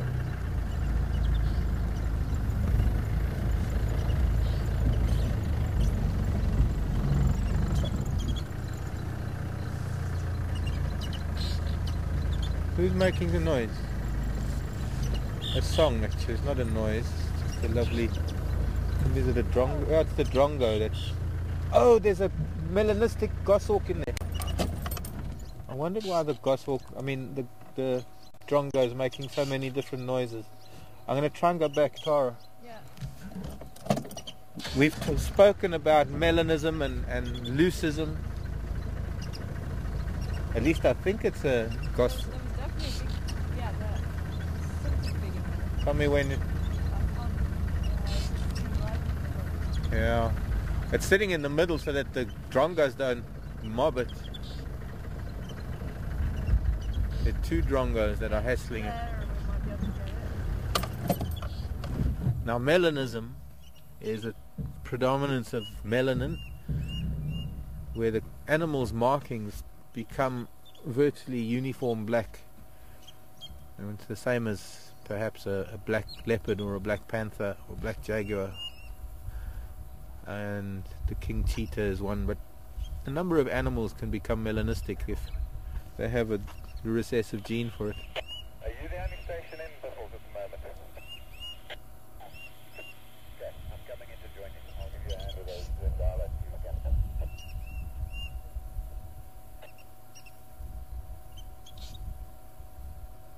There! Oh no, that was the drongo. No, I'm on it, but we don't have a brilliant view, it's just black blob. Okay, I don't see it, but I know where it is because I saw the drongo dive at it. Was it where the drongo moved? Is that where it is? It's probably a good meter from it at the moment.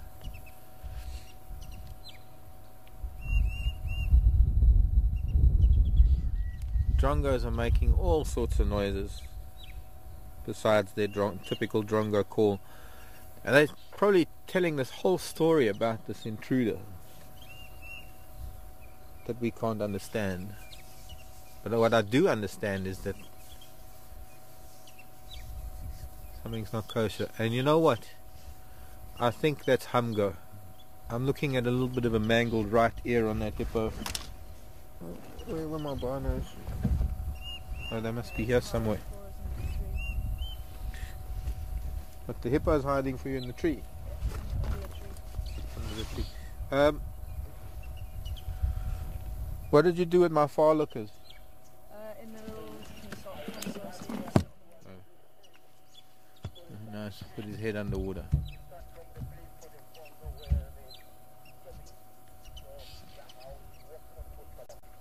There's one of your there's your sunbird coming in as well to see what's going on. Yeah. White-bellied sunbird coming to see what the fuss is all about, and its mate has just flown. Oh, look at him! Can you see him? I had him, but I've lost him again. He's there on the right. He was sitting right in the open, shouting his heart out. But yes, sunbird has a very fast metabolism, so it doesn't really sit still for very long. The longest it sits still is when it's drinking nectar from a flower. There we go. Sorry, Nick.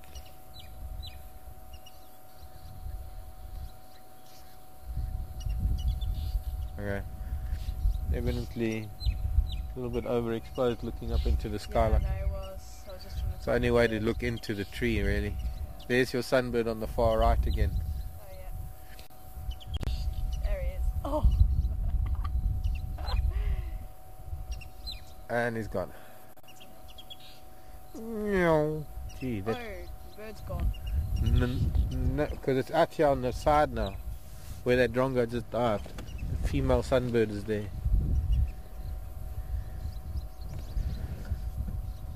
Near the shrike's nest. Let me try and move a bit.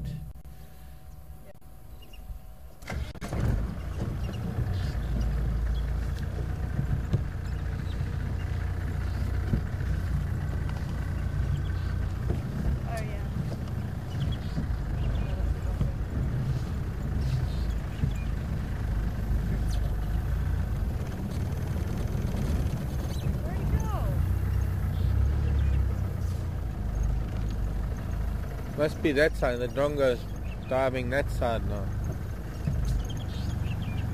I think this bird's reluctant. There it is. I can see it sitting through here. Probably reluctant to fly out of this tree because of the drongos. Oh, there's a... Oh, it's got... Oh.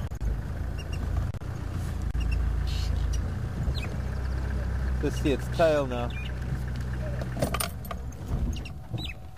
It's kind of small for a gabar, but it might. It's got a terminal white bar on its tail. Oh, it's moved again.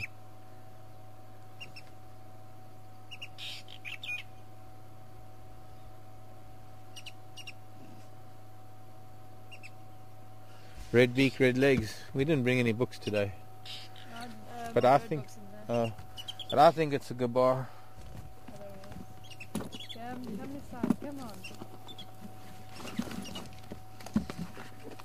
T-A-B-A-R, gabar goshawk. One of the, perhaps the one bird that you find melanism occurring more frequently than any other bird of prey.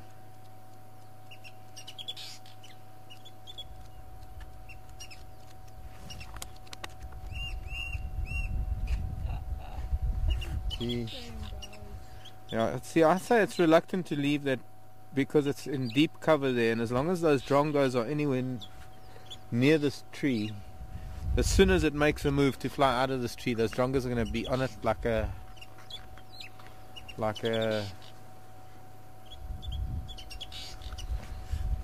yeah, oh, never mind the analogy.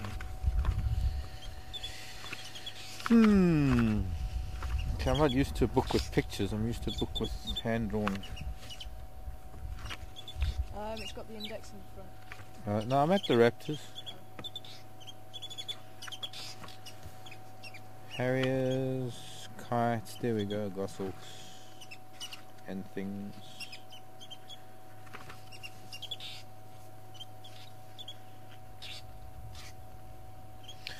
Gabar is not as red. No, it's not the gabar.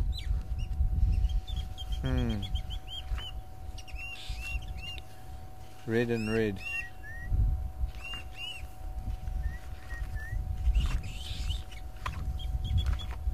And it's also so small, so much smaller than a gabar. But it's got red beak, red legs. And that should be diagnostic. Could be, should be. RC, Brian, Amber, Dr. Rita, Lynn, any of you out there, birders. I know I might have missed a couple of names. Always dangerous saying someone's name because you might miss a name or two. Don't want to offend anybody by not mentioning their name. See, what's confusing me is the red and the red. And the only real raptor that's red and red like that is twice that size, the dark chanting goshawk.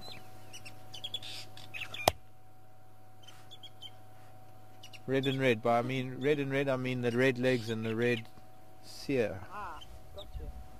Who? Hippopotam. Yeah, every time I've swung the camera around, he's gone. No, it's not Hamgo, but it is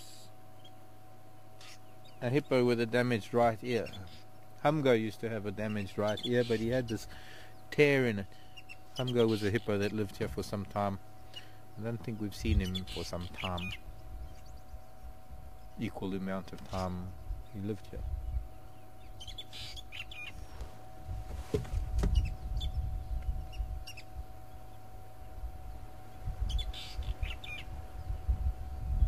Got a barred tail. Did you get to see its face at all? Okay, I'll get one more try just to go back a little bit just to see if we can see its face through a gap, and then we're on our way. We've got a leopard to find. I'm not looking at time. We go until the batteries start beeping. How about that? Or we run out of diesel, whichever comes first. No, we're not gonna get a picture of its face. I must look. My Raptor book would give me a better idea, and I didn't bring it. I didn't bring any books today. I thought we were just gonna have a fun drive without having to identify too many things. So onward ho.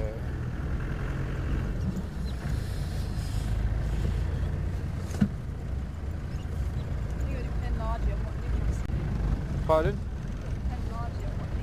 Oh, that's true. Nick can also just let it run. Nick, do you have anywhere to go this morning? Okay. We'll see. Especially if we find something in the last few minutes. I don't even want to know what the time is right now.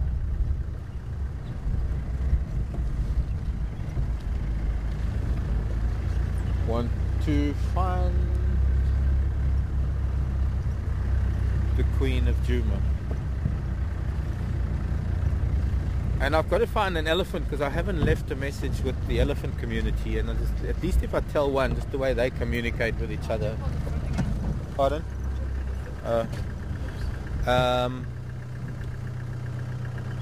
But at least tell one elephant so that they can tell the rest that I'll be at home and I won't be here for a while. Because there's some of them that come and visit me at home that come and visit us here.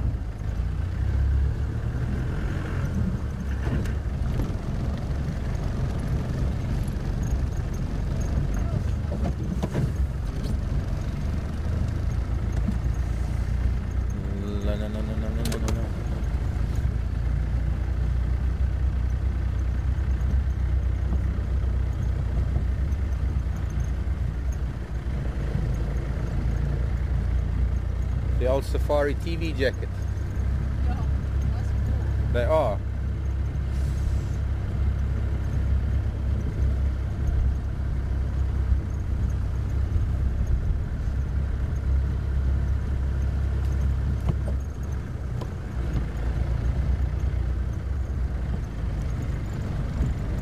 Amazing. That sun is so hot.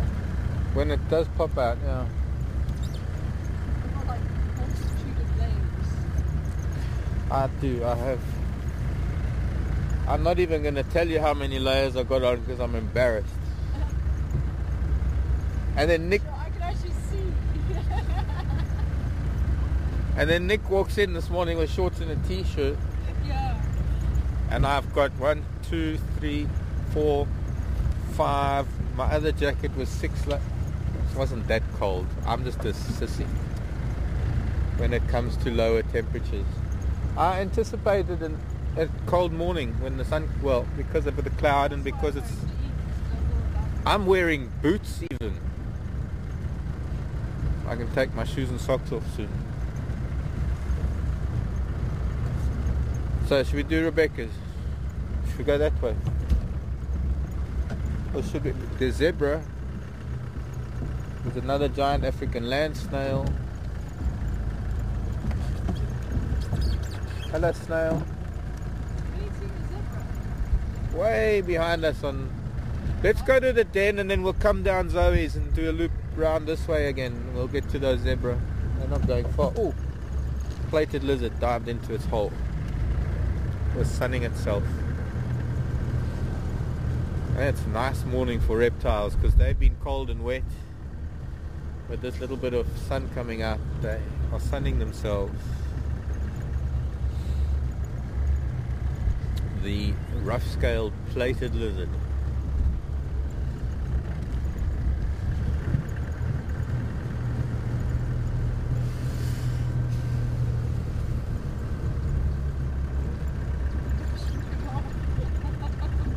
Look for flying impala stuck in trees.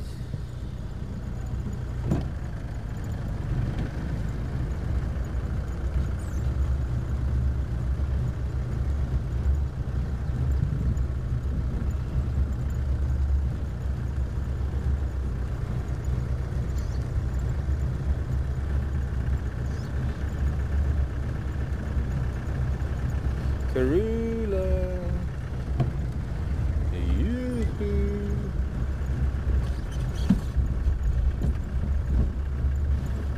evidently she was moving around and then it was raining, so unless she moved around after the rain, we're not going to find her tracks.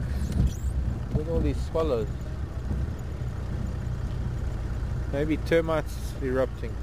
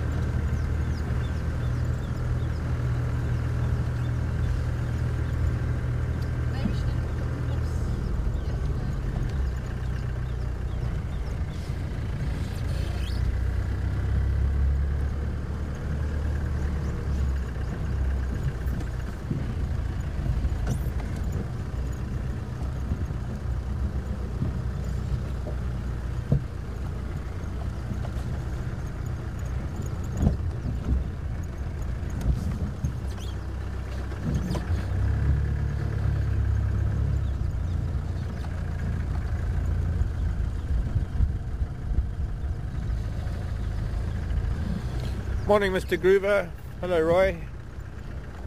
Tara saying hello. I mean, Roy saying hello, Tara. Hi, Roy.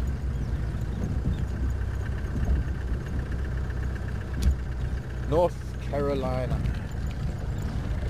Outer Banks. Is it Outer Banks, Roy? You're on one of those island thingies. See the pictures you sent? No. Pictures of where he lives. No. I'm getting so way behind because so much has been happening in this last week and I'm way behind with emails and catching up. What? Elephant was here.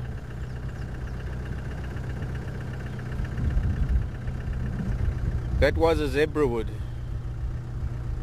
It was probably about 10 or 12, even 15 years old. I'm just saying that zebra wood, that it was probably about 10, even 20 years old, that zebra wood.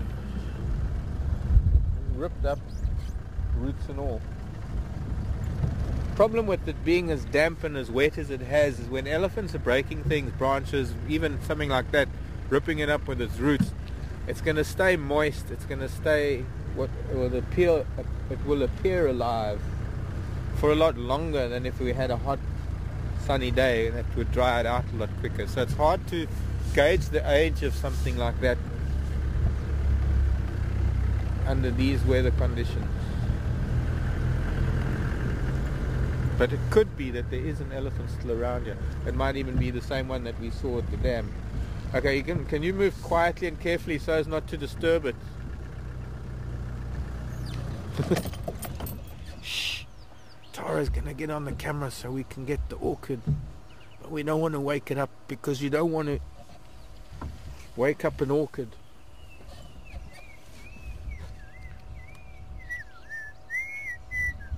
What's a lovely song? That's the song of the chagra.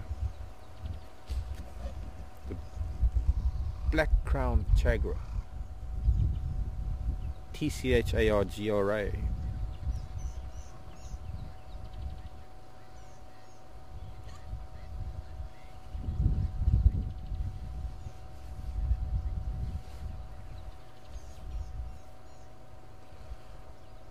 There's one birder I didn't think of. Hey, Pete. Pete brought. Yeah, so it was a gabar. The red feet and bull is diagnostic. Your book doesn't, you see, I thought so too. And then I'm looking at Tara's book, and the gabar in this book doesn't even show red. Well, I actually prefer the other sasol for the pictures, but it's got nice information in there. So if they could actually combine the two. Yeah, I didn't read. But yes, thanks Pete. Just saying that the other melanistic goshawk would be the avambo, and it's much rarer in this part of the world. But there, look at that. Isn't that beautiful? In the sunlight like this. My lasting memories of Juma are going to be these. asked you not to make a noise. Okay, I heard that echo all the way up to quarantine. Bless you, Tara.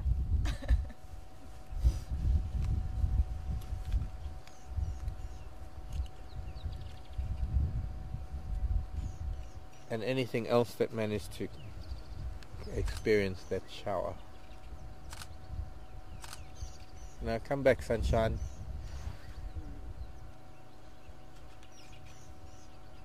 And Celia gigantea, the giant tree orchid, subspecies Nilotica. The other one we saw the other day is subspecies gigantea. So on we go. Teddy's gonna be. Oh, come on, camera.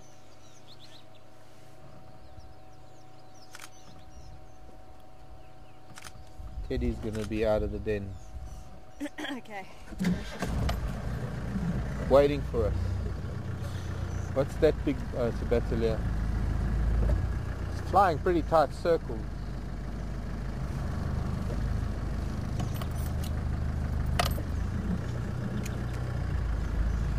Flying low and flying tight. I think one of the things that I love doing sometimes is when you get a day preceding storms with good thermals, and to watch eagles in flight, to just get a hint of that three-dimensional freedom that they have, but just to watch them in air and to watch their abilities in the air. See, Tara's playing stunt person now. But the runner doesn't go all the way.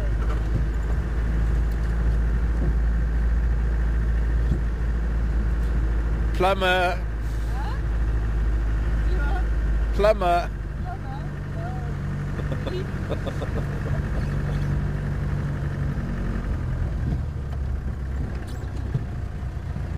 So it's seriously now.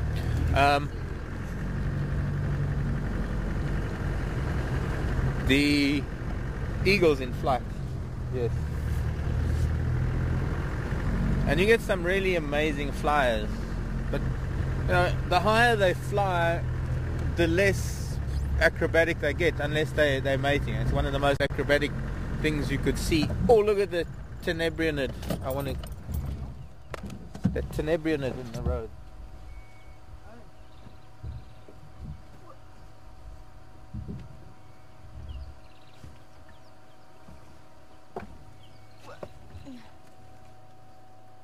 I just have to introduce him to you. This is the beetle that I have on, that I used to have on my intro.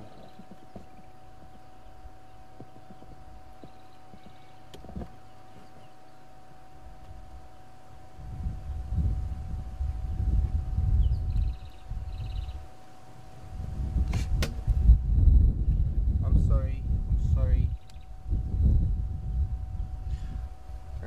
I did a bad, sort of a bad. But what happens when these beetles, this is playing possum, gone into a stupor because it thought it was being attacked. Meanwhile, I just dropped it, and it's just gonna have to wait until its brain resets itself. It's kind of like a computer going into a freeze mode. Not responding. Control Alt Delete. Needs to go through Control Alt Delete. End process.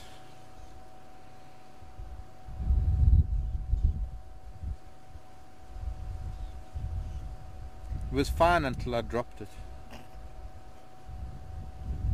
But this is a ground beetle. The hard outer wings that characterize a beetle have actually become fused in this particular species. So it no longer has wings, and it has become a very hard carapace, a very hard shell, and well, sadly it's... Hello, wakey. You've got 1,100 and something people watching you. Okay, I'm just going to put it back because it's not going to wake up that quickly.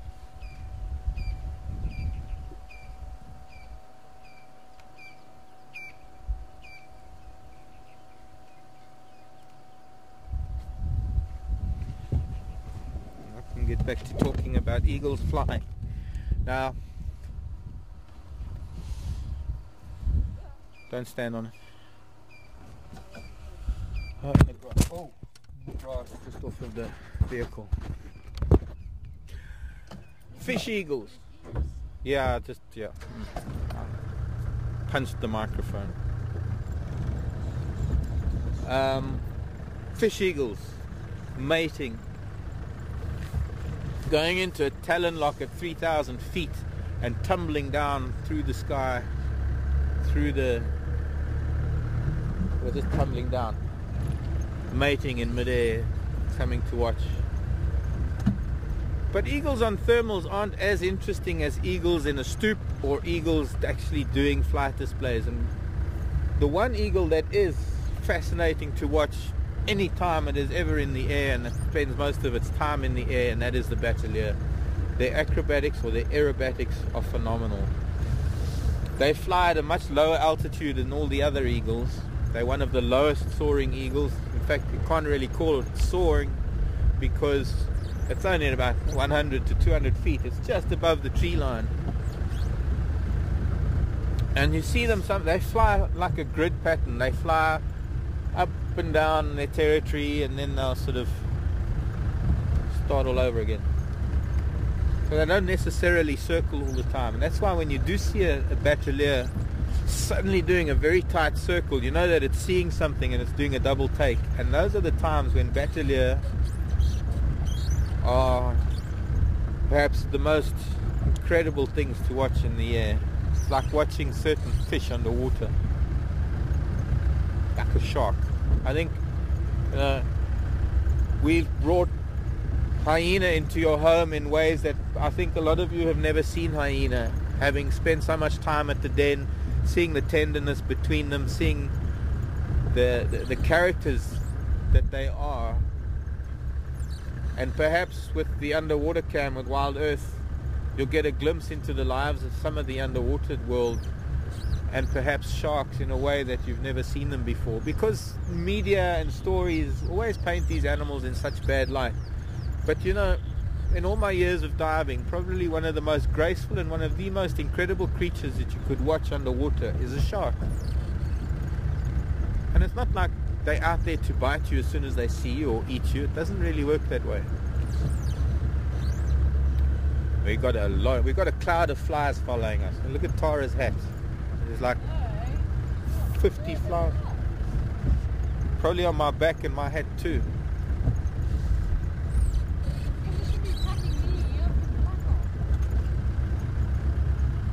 I think they're just picking up this. Yeah.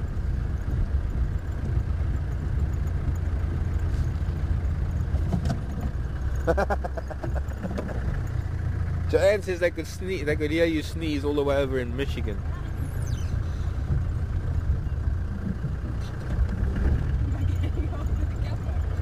No, I was just looking at. Oh, you want to get off now? Okay, do you want to try a stunt? Do you want to jump off while we're moving and then jump back? Actually, if I jump, do you think I could land there? Yeah, that's a good idea. But maybe I might need to go over a miter drain so that it kind of ejects you into the air, and then if I'm going fast enough, you can do a backward flip and land behind the camera. I just feel like they don't move, just a flip. Yeah. Except they're normally in a studio with a green screen and a harness and a wire and a...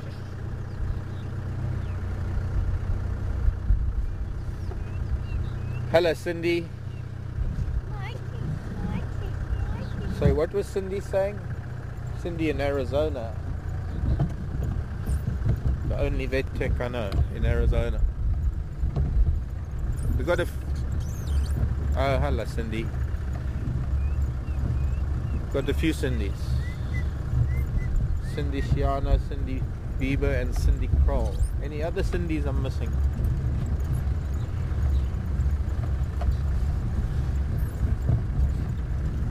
I know there's Cindy in Arizona. I associate with veterinary. Cindy Kroll I associate with plants and in particular sensitive areas. But I don't know, other Cindy, Shiana, I don't know what to put next to your name in my head. That little box that associates people with things in my head.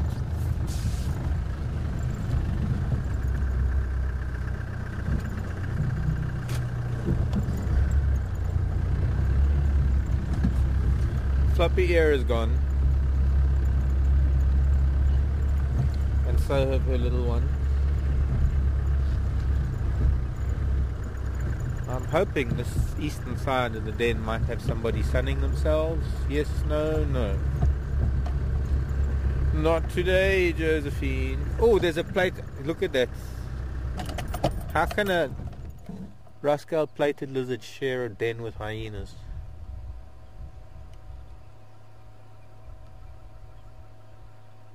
I wonder if they've moved dens with the rain. Found a drier one. Although floppy ear was here.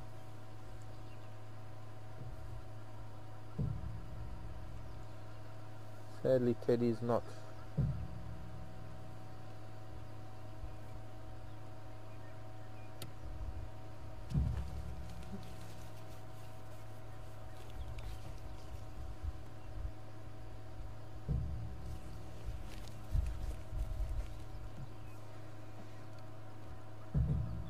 I really like these lizards.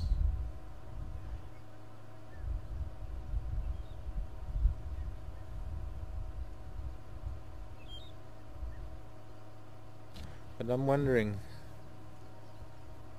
yeah, you do get creatures sharing burrows, but this is an unlikely match. Well, I can't imagine a hyena catching a lizard like this. It might have a smaller burrow within that burrow that it gets into. Able to coexist because one is diurnal and one is nocturnal, although the hyenas are fairly active during the day. But we've never seen this lizard here before. Well, I haven't. Here, I mean at this hyena den. Okay. In the layer. In the layer. Andiamo.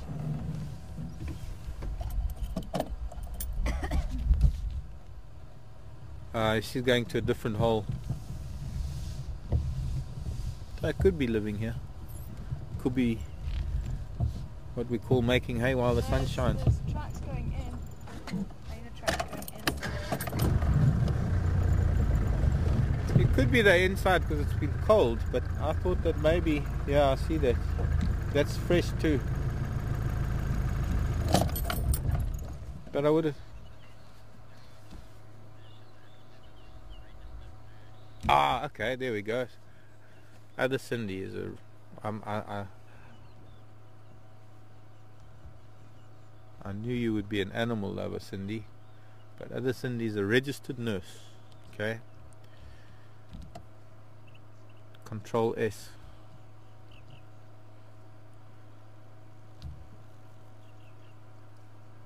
Teddy. Except he doesn't know his name's Teddy.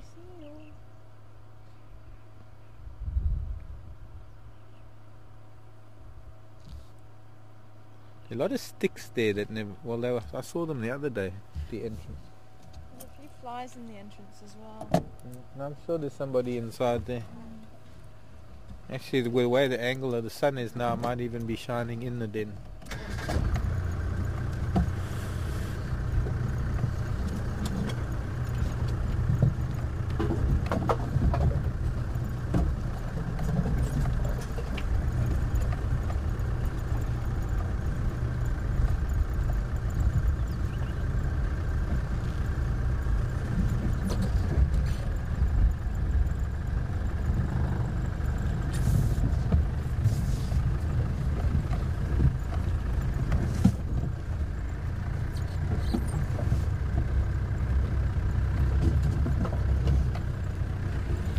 Do I see the first migrant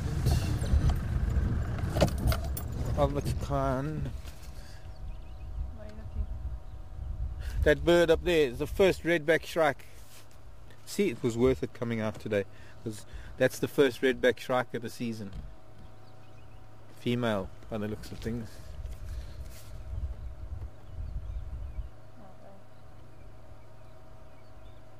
What up, ready thing? Welcome back to South Africa.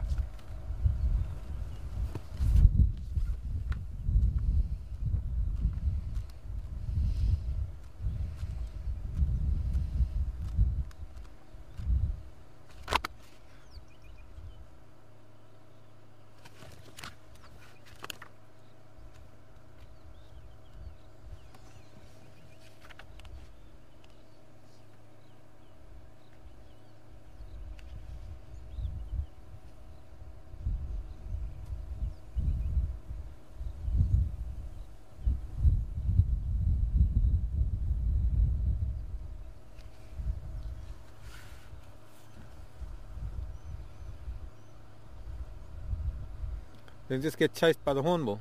Yeah. I guess the hornbill doesn't like foreigners. That's xenophobia, hornbill. Hornbill's not doing too much against the shrike. Just objected to the branch it was sitting on. Yellow-billed hornbill. Okay, shall we? First redback shrike. Seen a couple of steppe buzzards that have come back.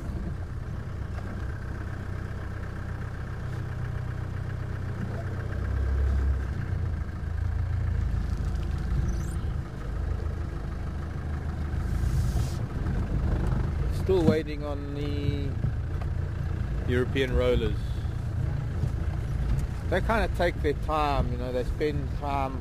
Speaking of rollers, it's a lilac-crested roller flying away. They take a leisurely flight down. They don't sort of say, okay, time to go to South Africa, and they do the 5,000 kilometer trip in one go. Actually call it about 8,000 kilometers. They stop over in Kenya, and then they stop over in Tanzania, and Malawi. They just take their time. Here's an interesting raptor. I don't know if we can get it.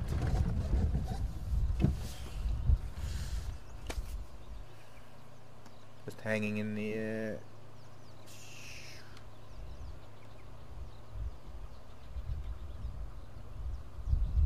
Brown snake eagle, I think. You can see its legs.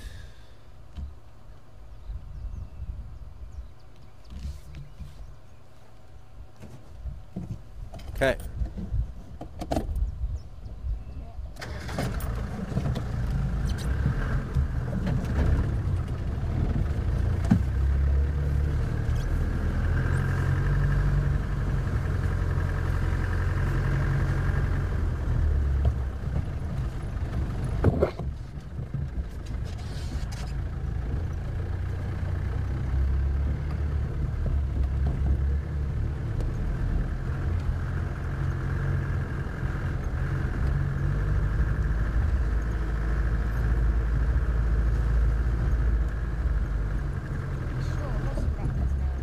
Pardon? 3 raptors in the sky. Oh, there. Yeah, today is one of those days with raptors all over the place. No, there's 6 there. 3 in front of Raptors everywhere. One of those days. Well, you know, one of the reasons why there's so many raptors today is because for the last few days there have been no thermals. Now, for raptors in particular, things like vultures and especially the hunters that hunt on the or from the wing, not necessarily on the wing, but they hunt in the air. There's a new baby impala. And I'm not going to stop and disturb because it's suckling. No, it's not suckling. That is tiny. I am going to stop. But she's still there, yeah. Vultures now. You see, we've had so many days of cold, wet weather, and it's such an energy consumptive process for these birds to fly to look for food that they rather just sit huddled up on a branch somewhere, roost and see the weather through. And so for a few days now, all of these raptors have been starving themselves, and now she's gone. Oh, I thought you wanted the raptor in the sky. Well, that too. Talking about raptors, but I thought we'd get her, but she's gone. Oh, sorry, were you zoomed in? Yeah. On the vulture? Yeah. 1, 2, 3, yeah, they are little specks of black all over the skies. Look at the size of that dung beetle. I want it. Okay. Of course, you couldn't see the size of that dung beetle because it was flying. They're not as easy to follow on the wing as the likes of a vulture hanging in the air. But yes, so day like today, there are air current. There's a bit of a wind blowing. There's what? There is the beginning of thermals.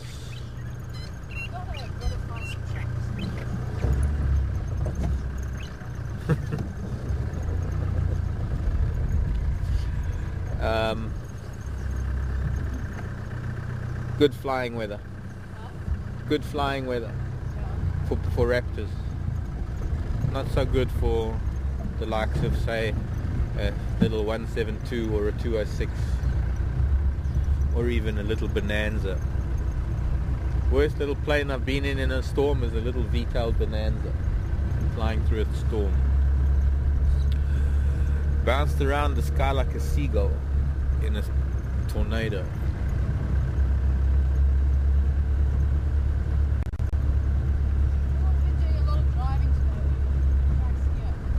Yeah, because they're looking for cats and elephants.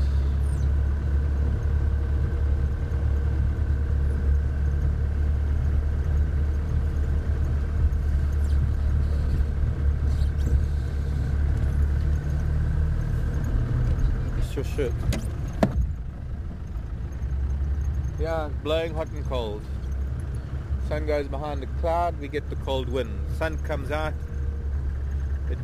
the warmth beats the cold wind. Not cold, chilly breeze.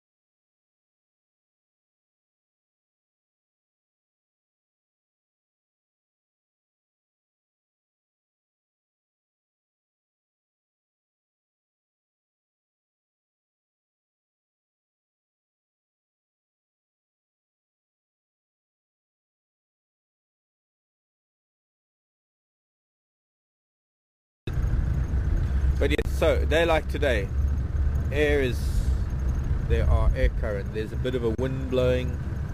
There's what? There's the beginning of thermals.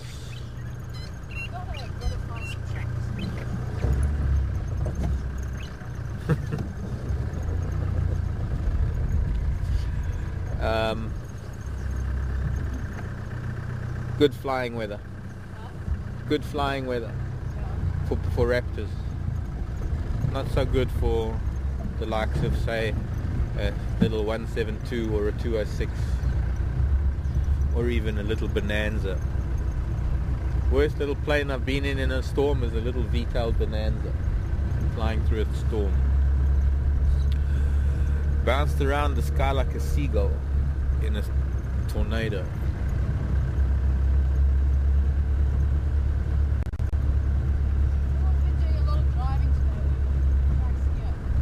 Yeah, because they're looking for cats and elephants.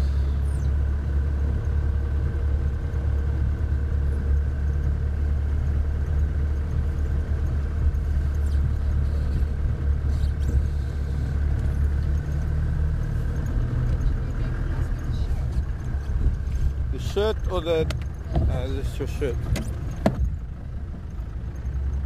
Yeah, it's blowing hot and cold. Sun goes behind the cloud, we get the cold wind. Sun comes out, the warmth beats the cold wind. Not cold, chilly breeze.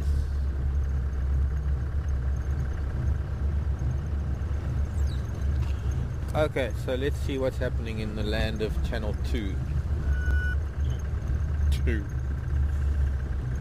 Any update on Western Gary? I've been down. Nothing. Thank you.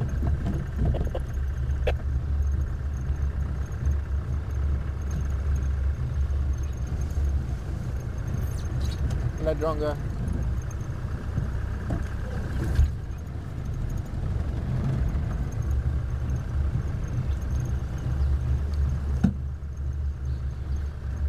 Nice if you could train a bird. Imagine training like a drongo or even an eagle. Go and fly. What about putting a camera on an eagle and just so that you can film while it's soaring, and then you can say, oh look, there's a herd of elephants over cheetah cut line. But then you could get a little radio controlled helicopter or something with a little camera on it.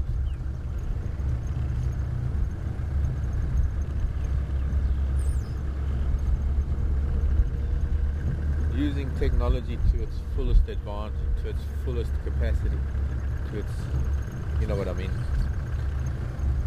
Wow, you can see far today. The skies, or rather the weather has cleared the sky considerably.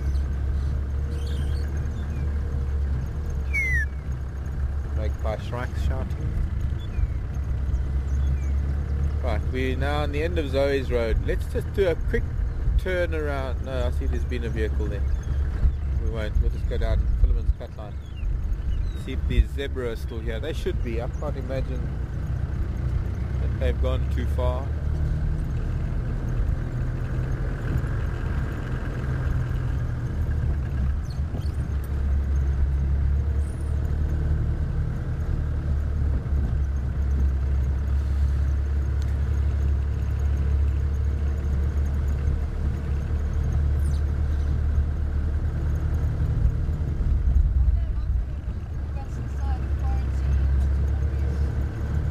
Okay, if we see zebra now, you can take the wheel and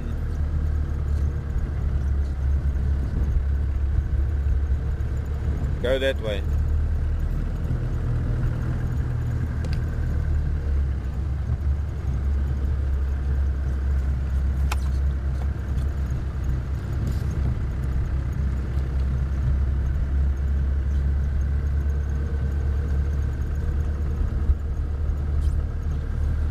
Much like the birds that are flying now. Oh, there's a raptor in the marula tree. Oh, he's gone. Step buzzard, speak of the devil. He's gonna stick around, gonna fly to another tree, I'm sure. Step buzzards like to perch where it's open so that they can hunt rodents and things. Believe it or not, this is a bird that comes all the way from the Russian steppes. Only one of the birds that is one of the farthest flyers. Yeah, it was in that marula tree, and it's just flown again. It's going to be going to another marula tree down to Philemon's cut line. So I hope we can catch up with it. Beautio. Step buzzard.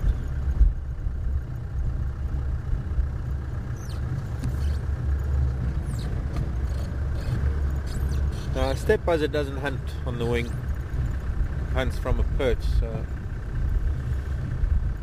And I'm not surprised. I don't actually, there are two of them because there's another one that's just flown.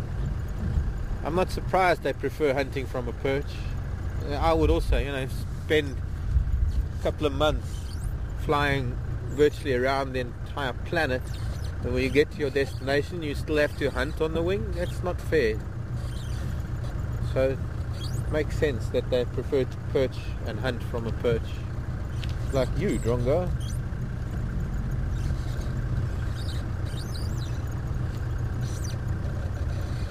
There they are, those horse-like animals.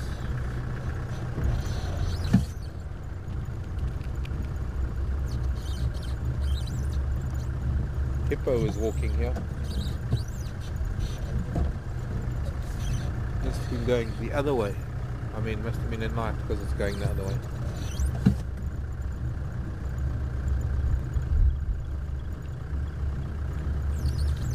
Mangwa in Shangaan. Mangwa. Mangwa.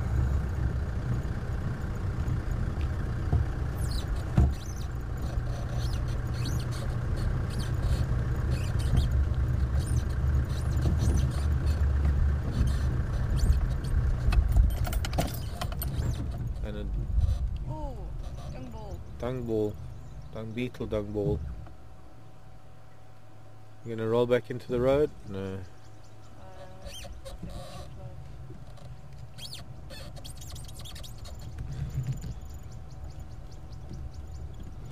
Squeaking steering wheel. So who have we got here? There's this stallion, mare and young stallion again. Those three that have been on quarantine. The mare that's got the scar on her flank. No, it's a different group.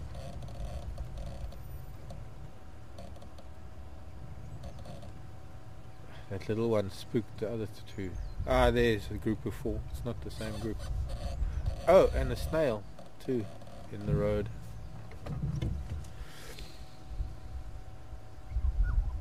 Hello, Zeb. Oh, we're a bit nervous this morning.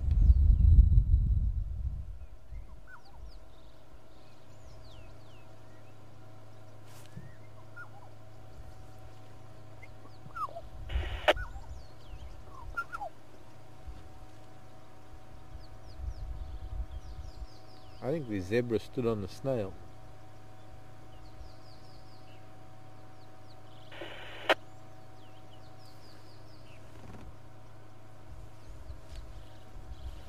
Or kicked it or something.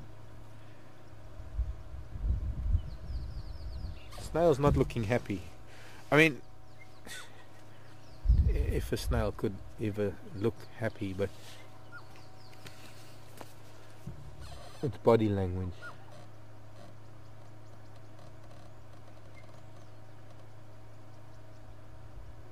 That's a big snail.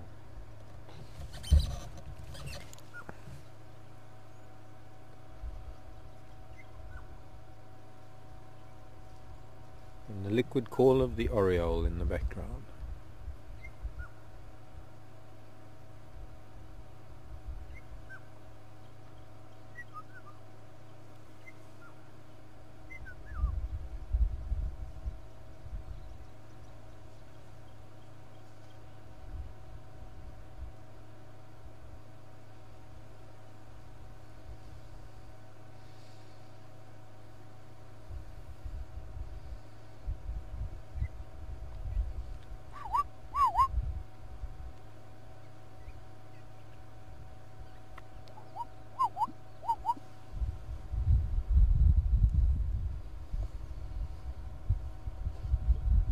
Okay, so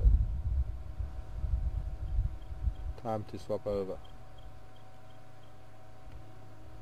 They're healthy young zebras. Could probably put words to those mouth movements.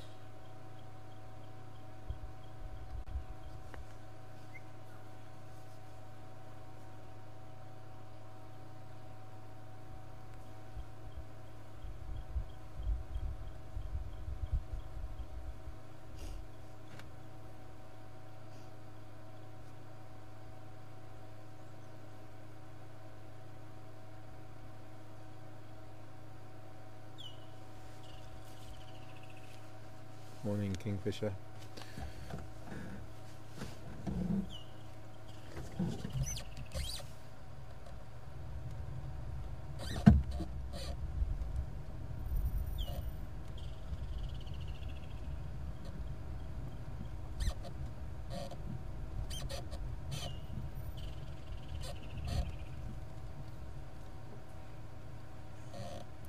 Silly child.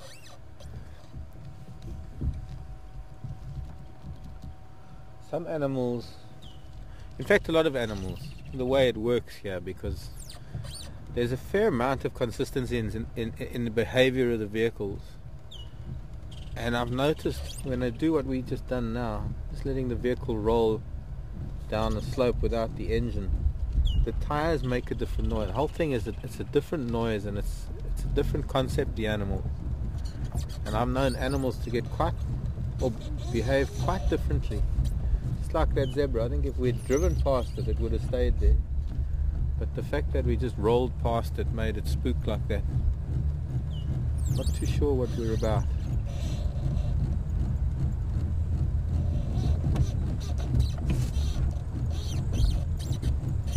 Yes, this is hardly a slope, but it's picking up momentum.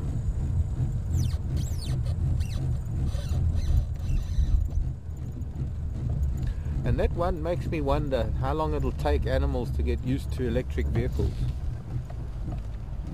And then I foresee the initial period of using electric vehicles, because I'd like to see that one day. I mean, it's, oh, there goes that step buzzard again. Oh, it nearly got taken out by a lilac-crested roller. But it will land in that marula tree, maybe.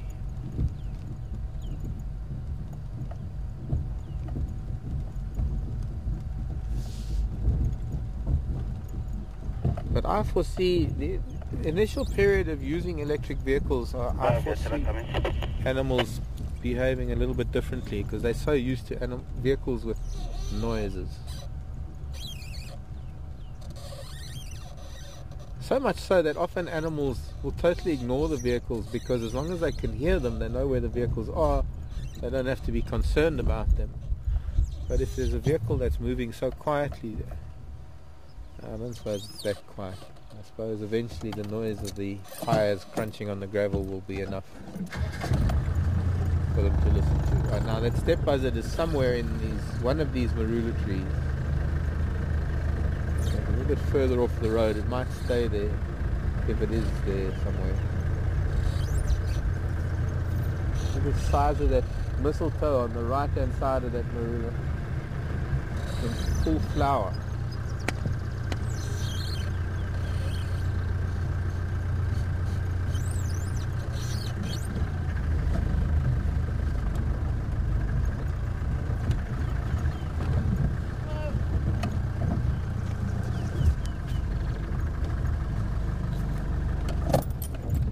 Okay, I don't see the step buzzard. Tara's turn. Bless you. Okay, I heard that one in Alaska now. Sure. Oh, what's going on the nose? Pollen. Sure. I never had hay fever though. Where are you seeing the mistletoe? That huge dark clump on the right hand side of this marula. Right on the end. Yeah. Oh, here are my sunglasses. Wondered where I put them. Oh no, it's just my sunglasses case. Yeah, the whole right hand side of that marula tree has got that one branch gonna break from the weight of that mistletoe. But it's also in flower. Okay, so you can lock it off and I'll take over there.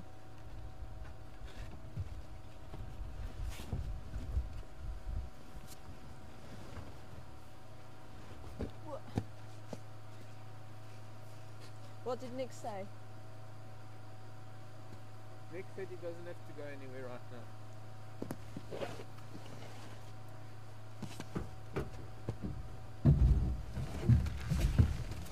I think we'll just still try and get to see what's on quarantine and Aubrey's.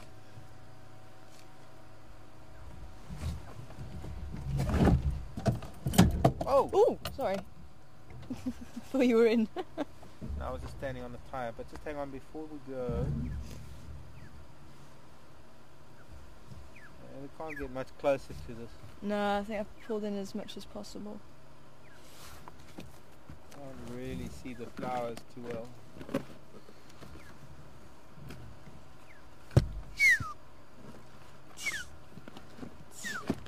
You hear a squirrel back there. A squirrel down here.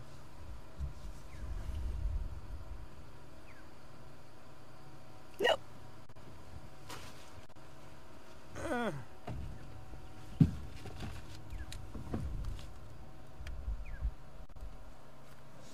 It's funny, I can't hear it at all over the machines. Yeah, but there's a squirrel shouting down the bottom here. Well, maybe we should try Rebecca's route.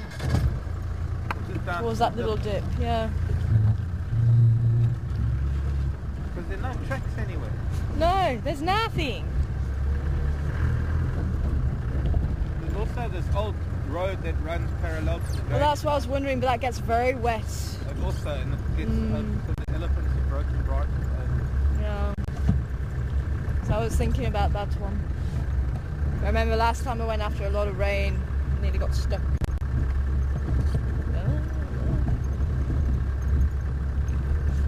Are you stripping also? I'm stripped to my waist.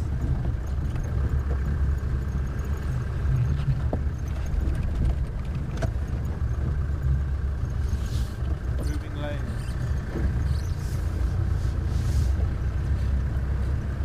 Oh shame. Sorry, Heather. Apparently I woke all the cats up with that sneeze. Sure. I've startled myself with my own sneezes. How bad is that?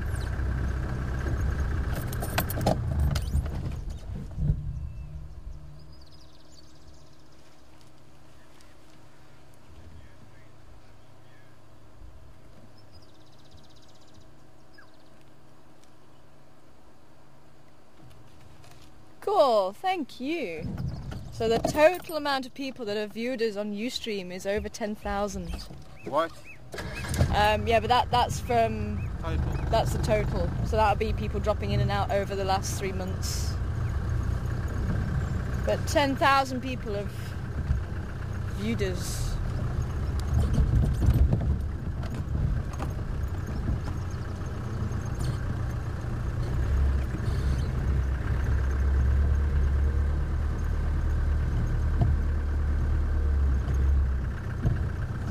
A very good spot for the leopard. Oh, hello. Oh, that's one of the old lion tracks from yesterday, I think. Okay.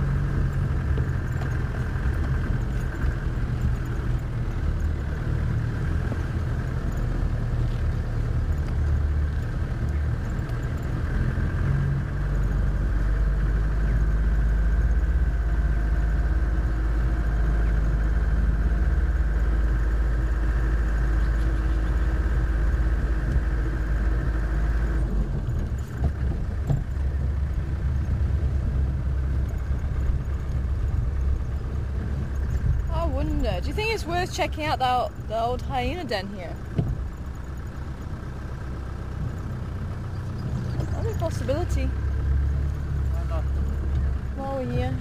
For last time's sake. Yeah.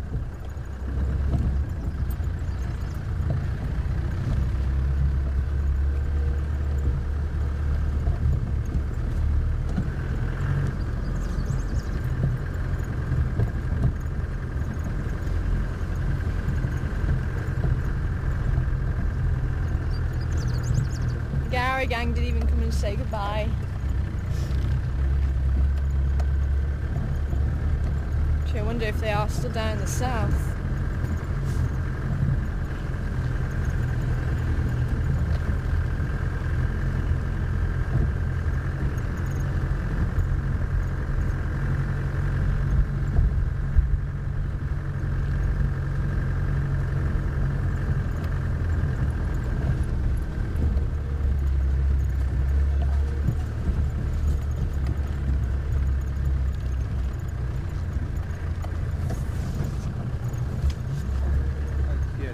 plated lizard.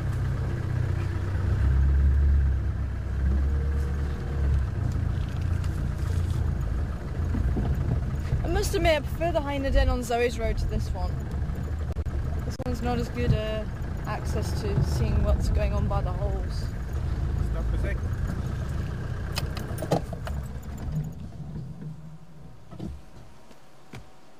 Like the last time that we were here, I'm sure it must have been Teddy's mum with Teddy, maybe with the baboons being here and Gordy actually coming down to the hole. Maybe she decided against it and took Teddy back. She had a scar on her back. Another plated lizard at the entrance. Oh yeah. I was looking for it when you said it, I couldn't see it. Hidden behind a branch for me. Okay. Let's try that western edge of quarantine. Yeah. That is what I'm thinking.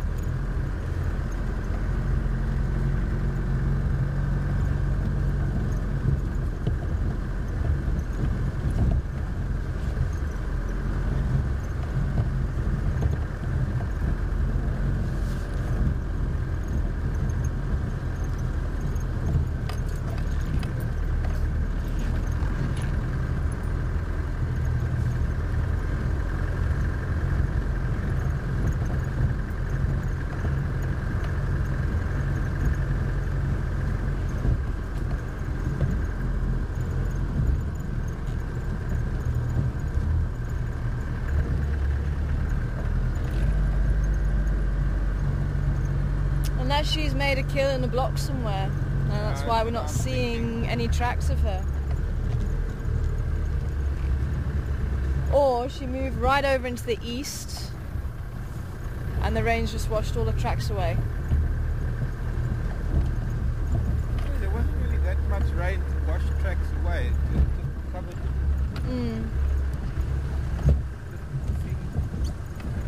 other tracks that have been rained on. Yeah. It wasn't really that hard last night. No, but it was just constant.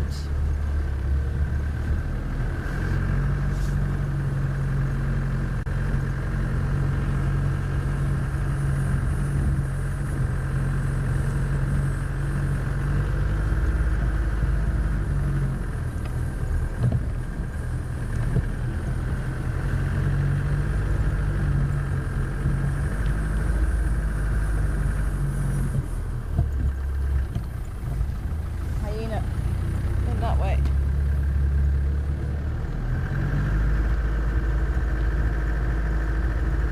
So it tends to be when we find a lot of hyena tracks around, that's when we don't find the leopards, and then maybe that's they struggling to find the leopards as well.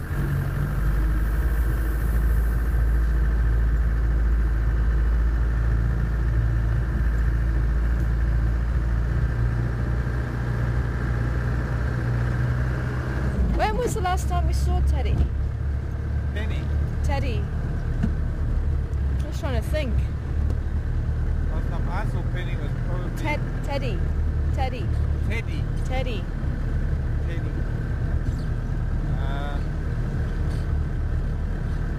For me, about three day drive to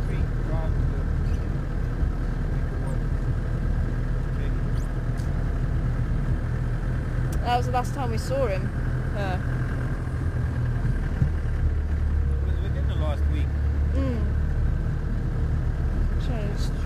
struggling to remember when. The days are merging.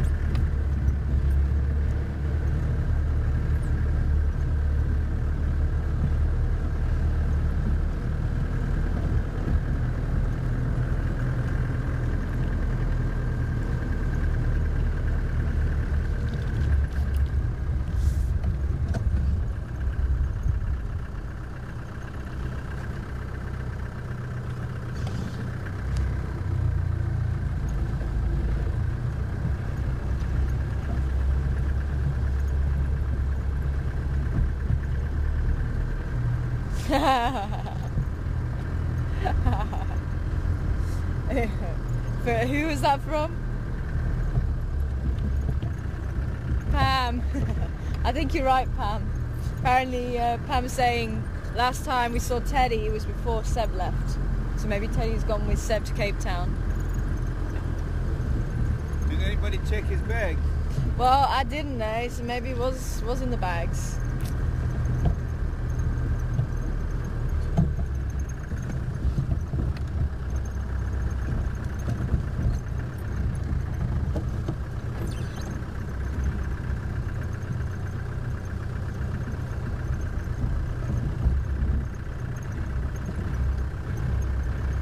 I remember watching Induna come through to the Bush Bryce site once, sniffing the marula tree there. And actually having an eye-to-eye discussion with the dwarf mongoose that was stood on this branch. Sorry, squirrels. I remember having the first aid course. That and also, I was thinking about it. Nearby. Oh, was she? Yeah. I didn't realise she was close by. No, it wasn't. No.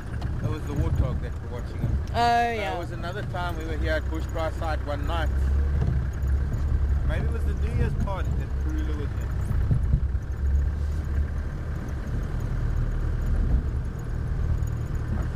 in. I remember I freaked Alex out when we had to do that role playing about the snake bite. Do you remember?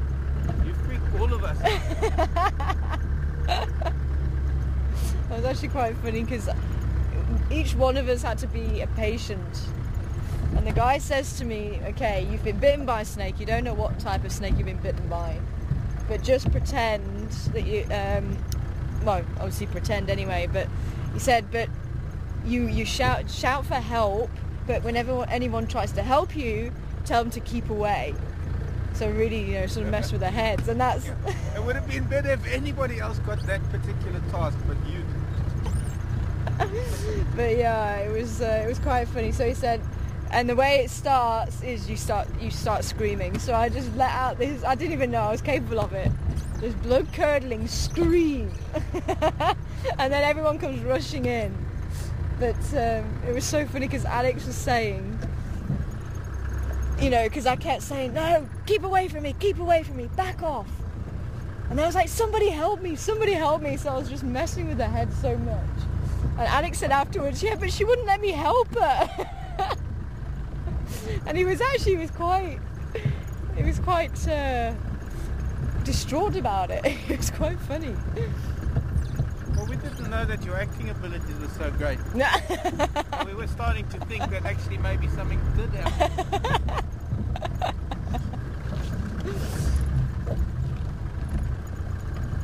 It was funny though, because you were the one, even though I was just acting, you were the one that made me feel quite secure. We didn't come down here. This isn't the 2-track, is it? I don't remember these bushes being. Come out.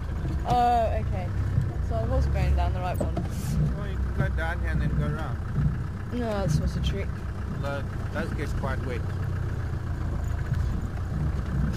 But yeah, actually, as I say, you were the one that, even though I know I was acting, I actually felt quite safe with you. Thanks. Been in enough emergency situations.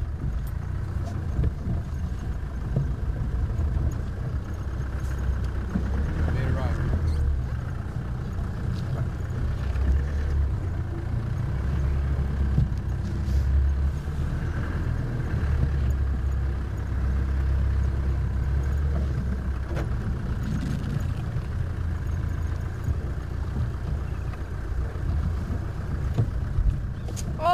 Awesome, RC. I'm glad we could bring you a birthday present of the last drive for your birthday. Happy birthday, RC. Good to hear from you. What, the Gabar got?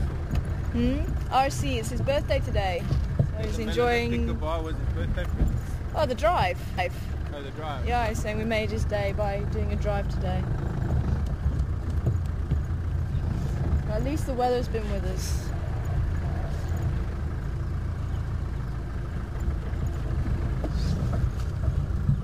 Shavin's eating that little rock monitor. Well, not so little actually. Oh, that's another one. Just here. Wait, this little spot, I think this spot I've had more leopard sightings than any other place on the property where over time we've had leopard here so many times. But even just in this whole drainage line. Yeah, she's sitting right there.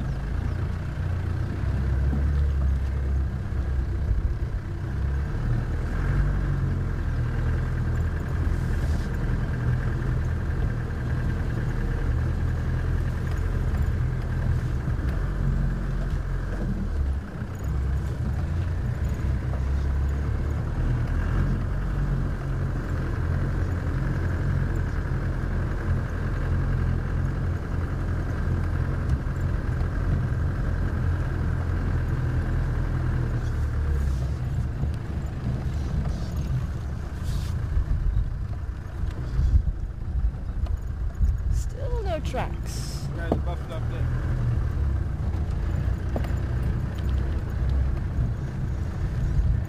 Say buffalo?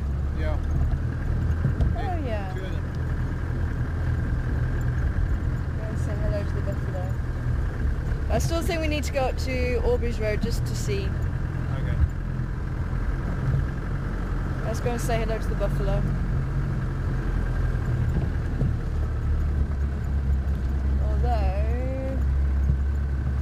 This is dry enough to cross. Looks like it. Well, not here. This is a major seam line here. I mean, it's dry enough. But yeah, it is. It is dry enough.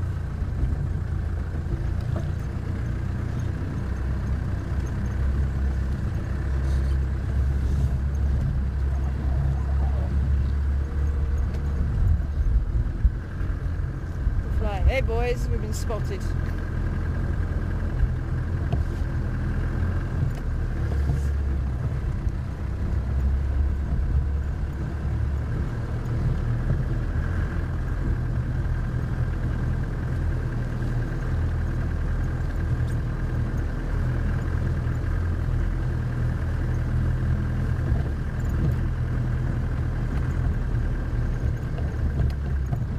One guy doesn't like us.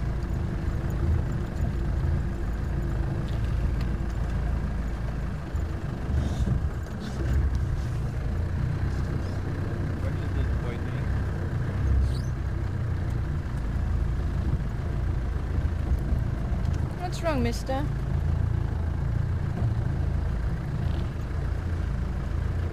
not going to go up and upset everybody, are you?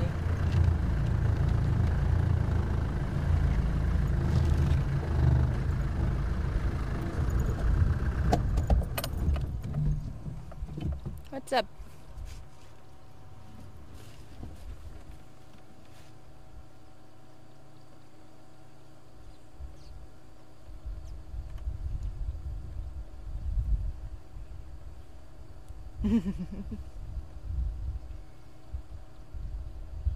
Well, the wind's blowing in his direction, so he should be able to smell us.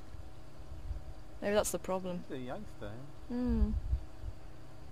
These aren't our regular bugger No, boys. they're not. Serious curve to those horns.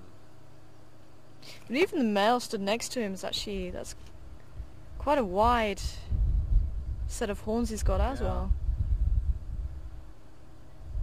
Quite beautiful.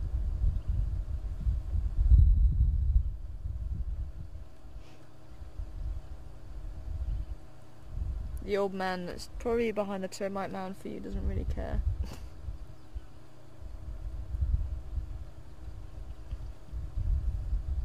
Nervous. Here's our 3 zebra. Yeah.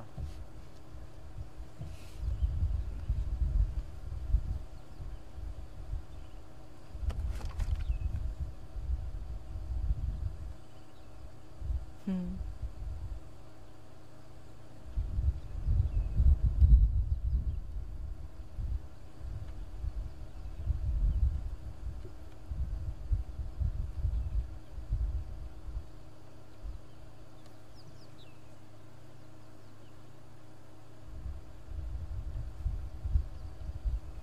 are big buff.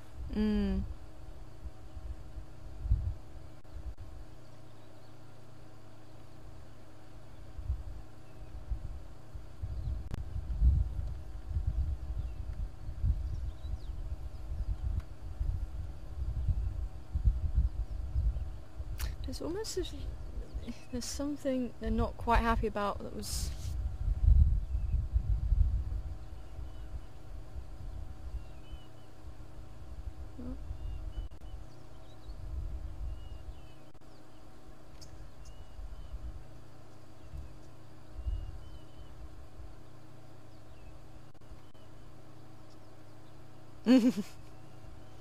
Grandpa in the back there.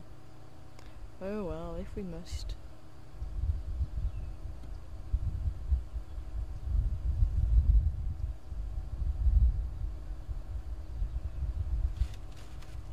You keep us looking in the other direction as well. I don't know if you caught scent of something as well.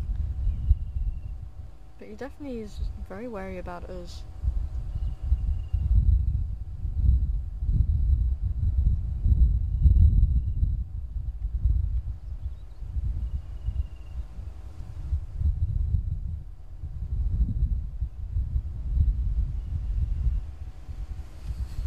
Oh, look at the baby impala. Sure, that was just finding its legs just then.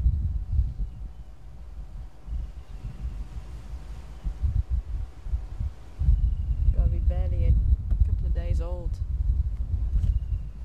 Oh.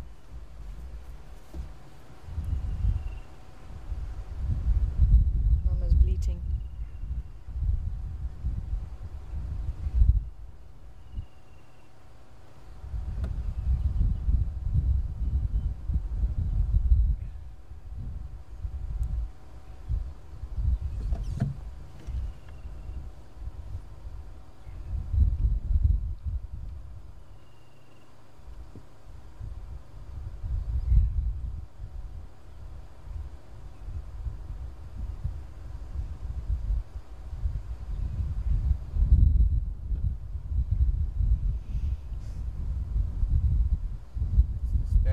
Stripes don't match up.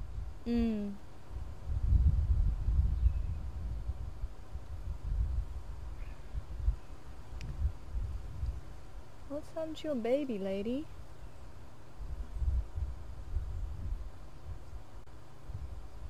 She's bleating and no one's responding.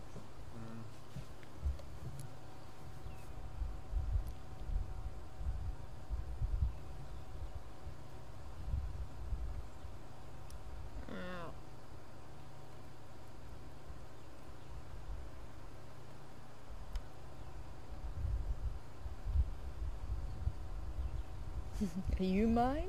Nope.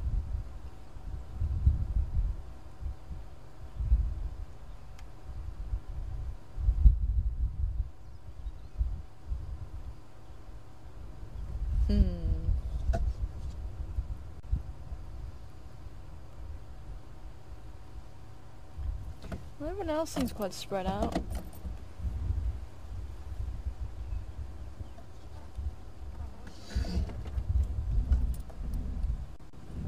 Both haven't gone too far.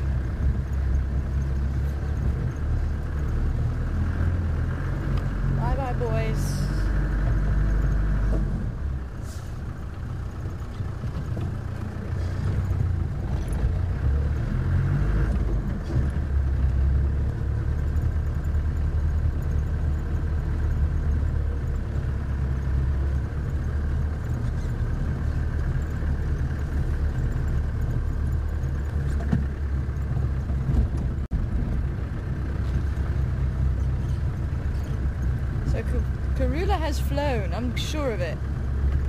She joined the lions and flew off. Maybe she's coming down Boyatella access road to come take a bath. Yeah, maybe, eh?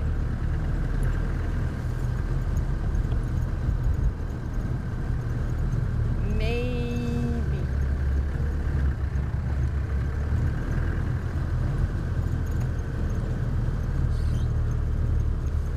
Okay, do you want to take the wheel for the last time?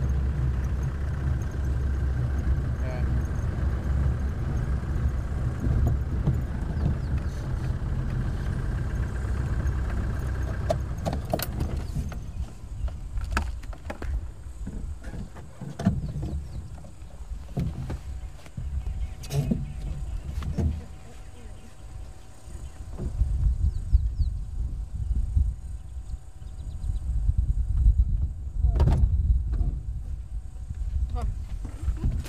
Thanks.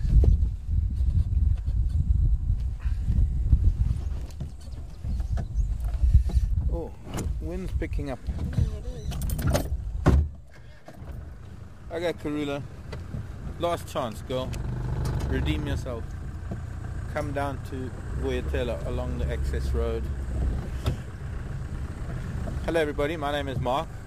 I'll be your guide today.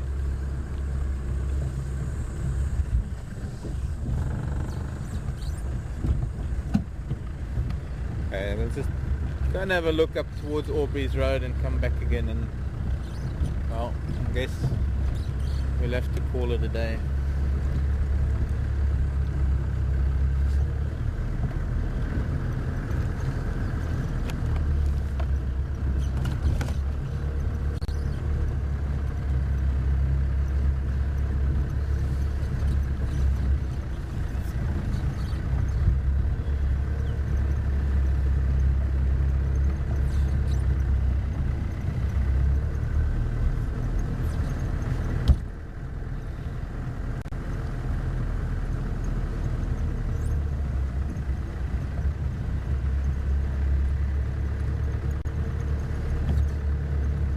Oh.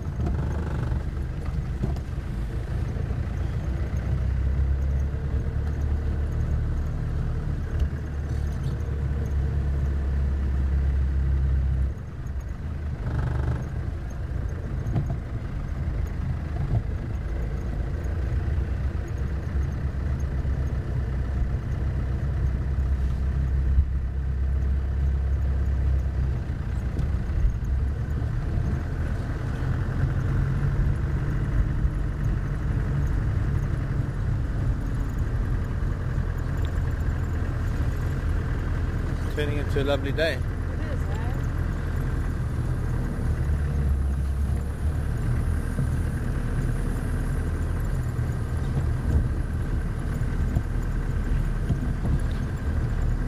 Out came the sun and dried up all the rain.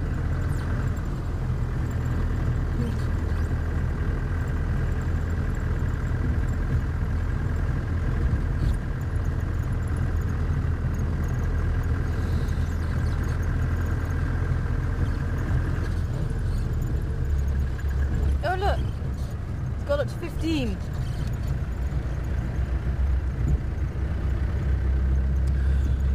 Since we're only about 350 meters, we're only about 1,000 feet above sea level, or just over, maybe 1,500 feet, maybe 1,500, 12 to 1,500 feet above sea level, which means that water will boil pretty close to 100 degrees. Probably. So maybe we should pop it in boiling water and see it, Yeah, we should do. what it registers.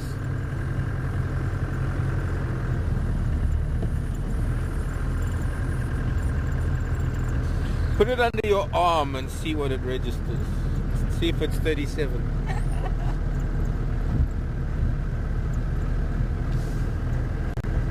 It's a bit wide to fit in your mouth. Or other temperature telling places.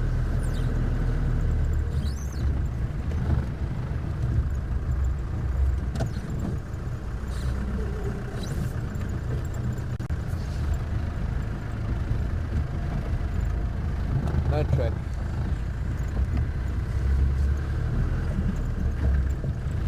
Okay, we'll go to the tree.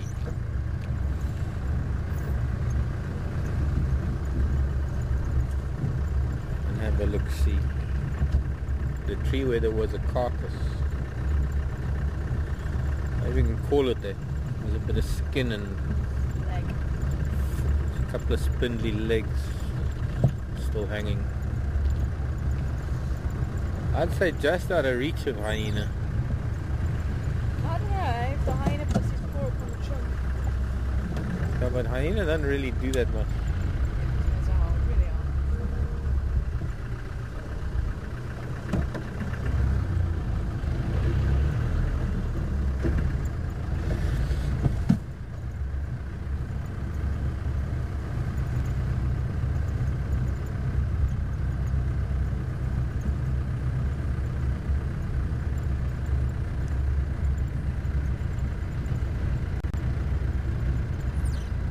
It actually has been a musical chair drive.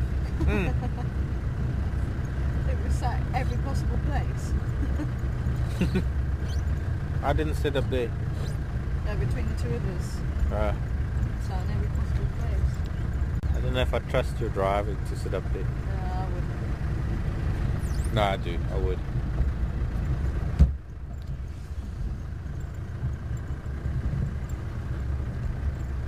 We've covered a fair amount of ground this morning. We just didn't get as far east as Chiedekatla, Drakensberg, Buffelshoek Dam. There's somebody in the road. There's a buffalo.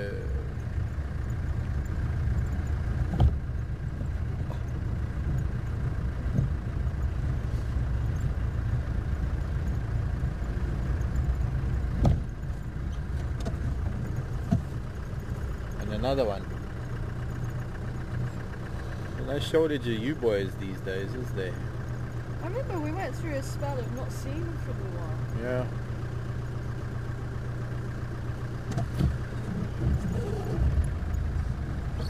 Yeah. Truly sorry to disturb, old chap.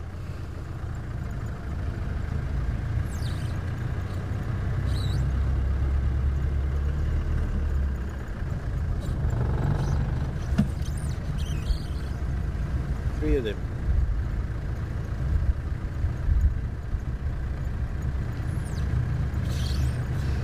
Looks like they've been up and down here.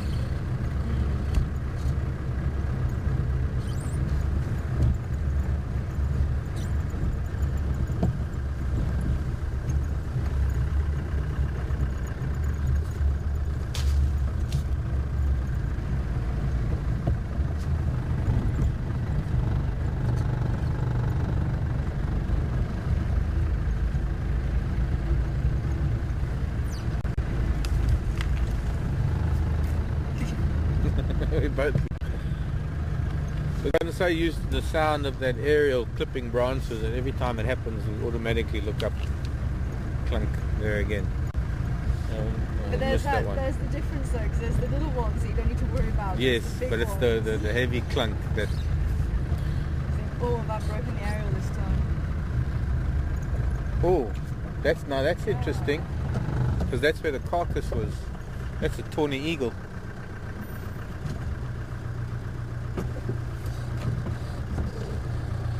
I can still see some legs in the tree.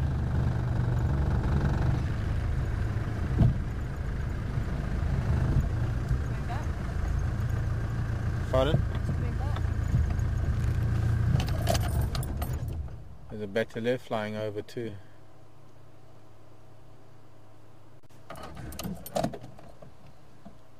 But the thing is that it took off from the... might have been on a low perch, but it almost like it took off from the ground. Why? How come I saw a leg hanging there a second ago? It was my imagination, I suppose.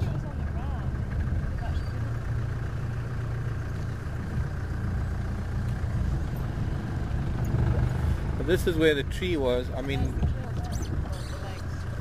can you see it? I mean, can you see it? No. I thought I saw something hanging.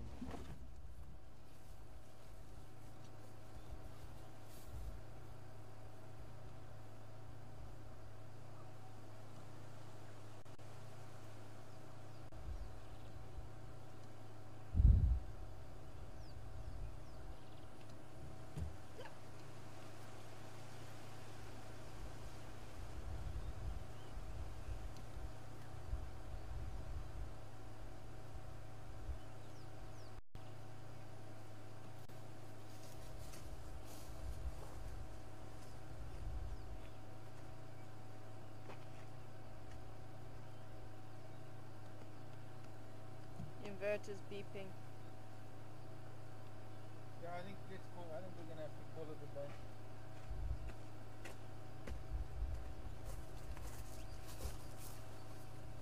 It was interesting to see how long we could push it, both with the amount of diesel we have and the amount of battery power. But there's clear evidence that that eagle's been feeding on that because of the way the meat's torn off of the leg bones.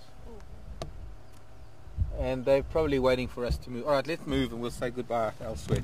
But it's now that the rest of this poor little impala is lying out in the open.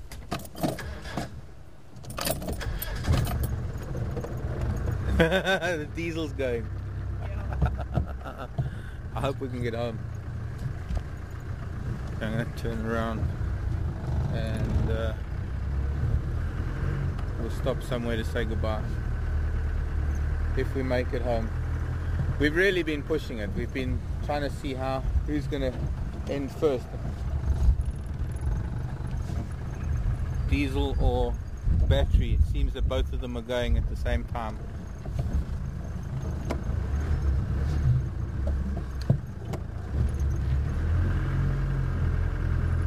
Always gets a bit sluggish when the diesel gets low.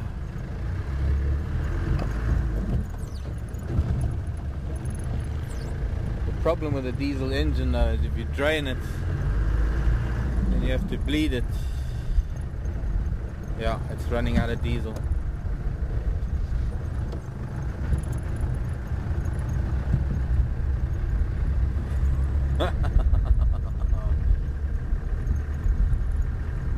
If only we could just, I think the pickup is in the front, so if we could just keep the vehicle pointed downhill. Clunk, clunk, hitting branches. I just want to get to Voyatella clunk again. Get back to Voyatella Access Road. Gosh. Ladies, gentlemen, boys and girls.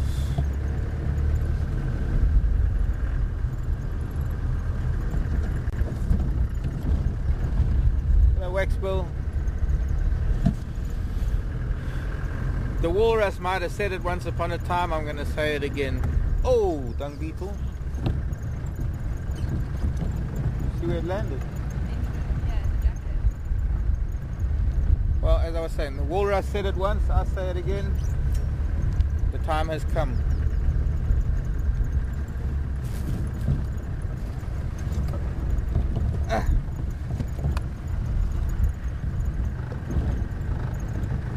Wiping its face. Off you go.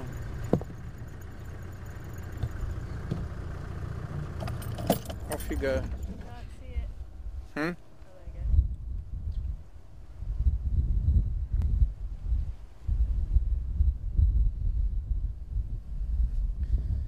See if that little collision with the gun damaged any of its aerodynamics. Come on, fly away. Other way. The wind's coming from the other side.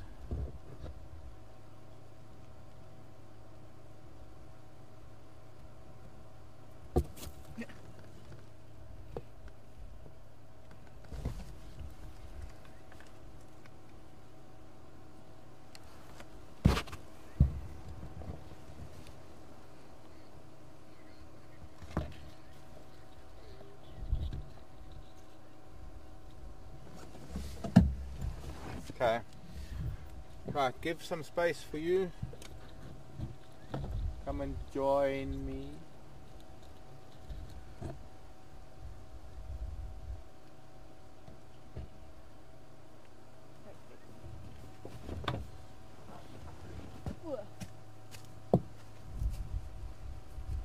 Okay, Tammy wants just Robbie. Is it Robbie? Robbie. Happy birthday, Robbie. Happy birthday, Robbie. Happy birthday, Robbie.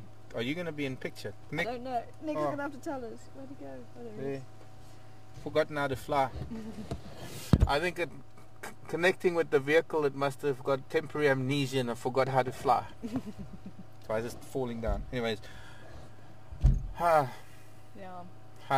Okay, the one thing I do have to say is I thank you very much for. There's been an overwhelming outpouring of kindness from so many of you out there, in so many ways. Gifts that we've received, and of course a lot of you. You know, being a guide for so many years, one, I wouldn't say take it for granted, but you know, you occasionally get financial gifts. Well, what do you call it? Tips. Put it bluntly, from your guests on your vehicle, and I guess a lot of you have dug into your pockets and you've helped us out a little bit. I didn't really know that it was going on, funnily enough, because I haven't checked my emails much. I just realised until Pete actually said he set it up. So, but Pete set it up, and I'm blown away, folks. Same. I have to say that for me personally, it's a huge weight off of my shoulders, knowing that at least my medical's covered for the next couple of months. And I'm actually going to sit down and write when I get home. It has been an incredible journey for me. It's been an incredible thing working with the team that we've had, and it's kind of sad in a way that it's just Tara and I here right now. Nick is in final control, but of the crowd of people that we've had come through our doors that have helped with every aspect of this broadcast, from the presenters that we've had in the past, the camera people, and all of those people behind the scenes doing the editing, doing FC Sipiwe, for example, but also our technicians, Pete, who's been coming down from Cape Town from time to time, but the likes of Mel Sabisi, who was here for a while. Mel became such a great part of the team. Definitely. Just from all of us. Emily and Graham in Joburg, who started this all, going back to Peter and Lishan and Rex. Nick and Helen, and well, definitely the list is endless. There is a long list of people that introduced you to the bush, and we are the ones that are saying, well, thank you very much for your patronage, thank you very much for being a part of this wonderful experience, and I'm hoping that somehow in the future, somehow something can be done about bringing it back. I would very much like to be a part of it, but if I'm not, I hope that I'm part of the legacy of it. Or I know that I'm a part of the legacy. We both are, I think. And that's down to you guys. I mean, without your guys' support, your love, your friendship, you've been behind us 100%, and we can't ask for more. No. So thank you, everybody. You are in our hearts, and I know that we are in yours, and thanks to the social media that exists nowadays, I'm going to improve my skills on that front. But thanks to that, I'm hoping we will stay in touch, and you will hear from us in the future. Definitely. Yeah. For sure. So although it's a bit sad, but it's a happy moment, it's a lovely day, and the two of us are standing on the threshold of our new futures, I suppose. So the world better watch out. Who knows what's coming. Strange plant up there. I wonder if that's Viscum combriticolia. No, it's not, it's the asparagus creeper. I'm distracted all the time, so I'm going to distract myself by trying to get this thing, oh, I made a noise, back to camp. And, well, bye everybody. Take care, everyone. Bye everybody. Should have taken this out of my ear. Walk away. Yes, so we walk into the distance. Bye.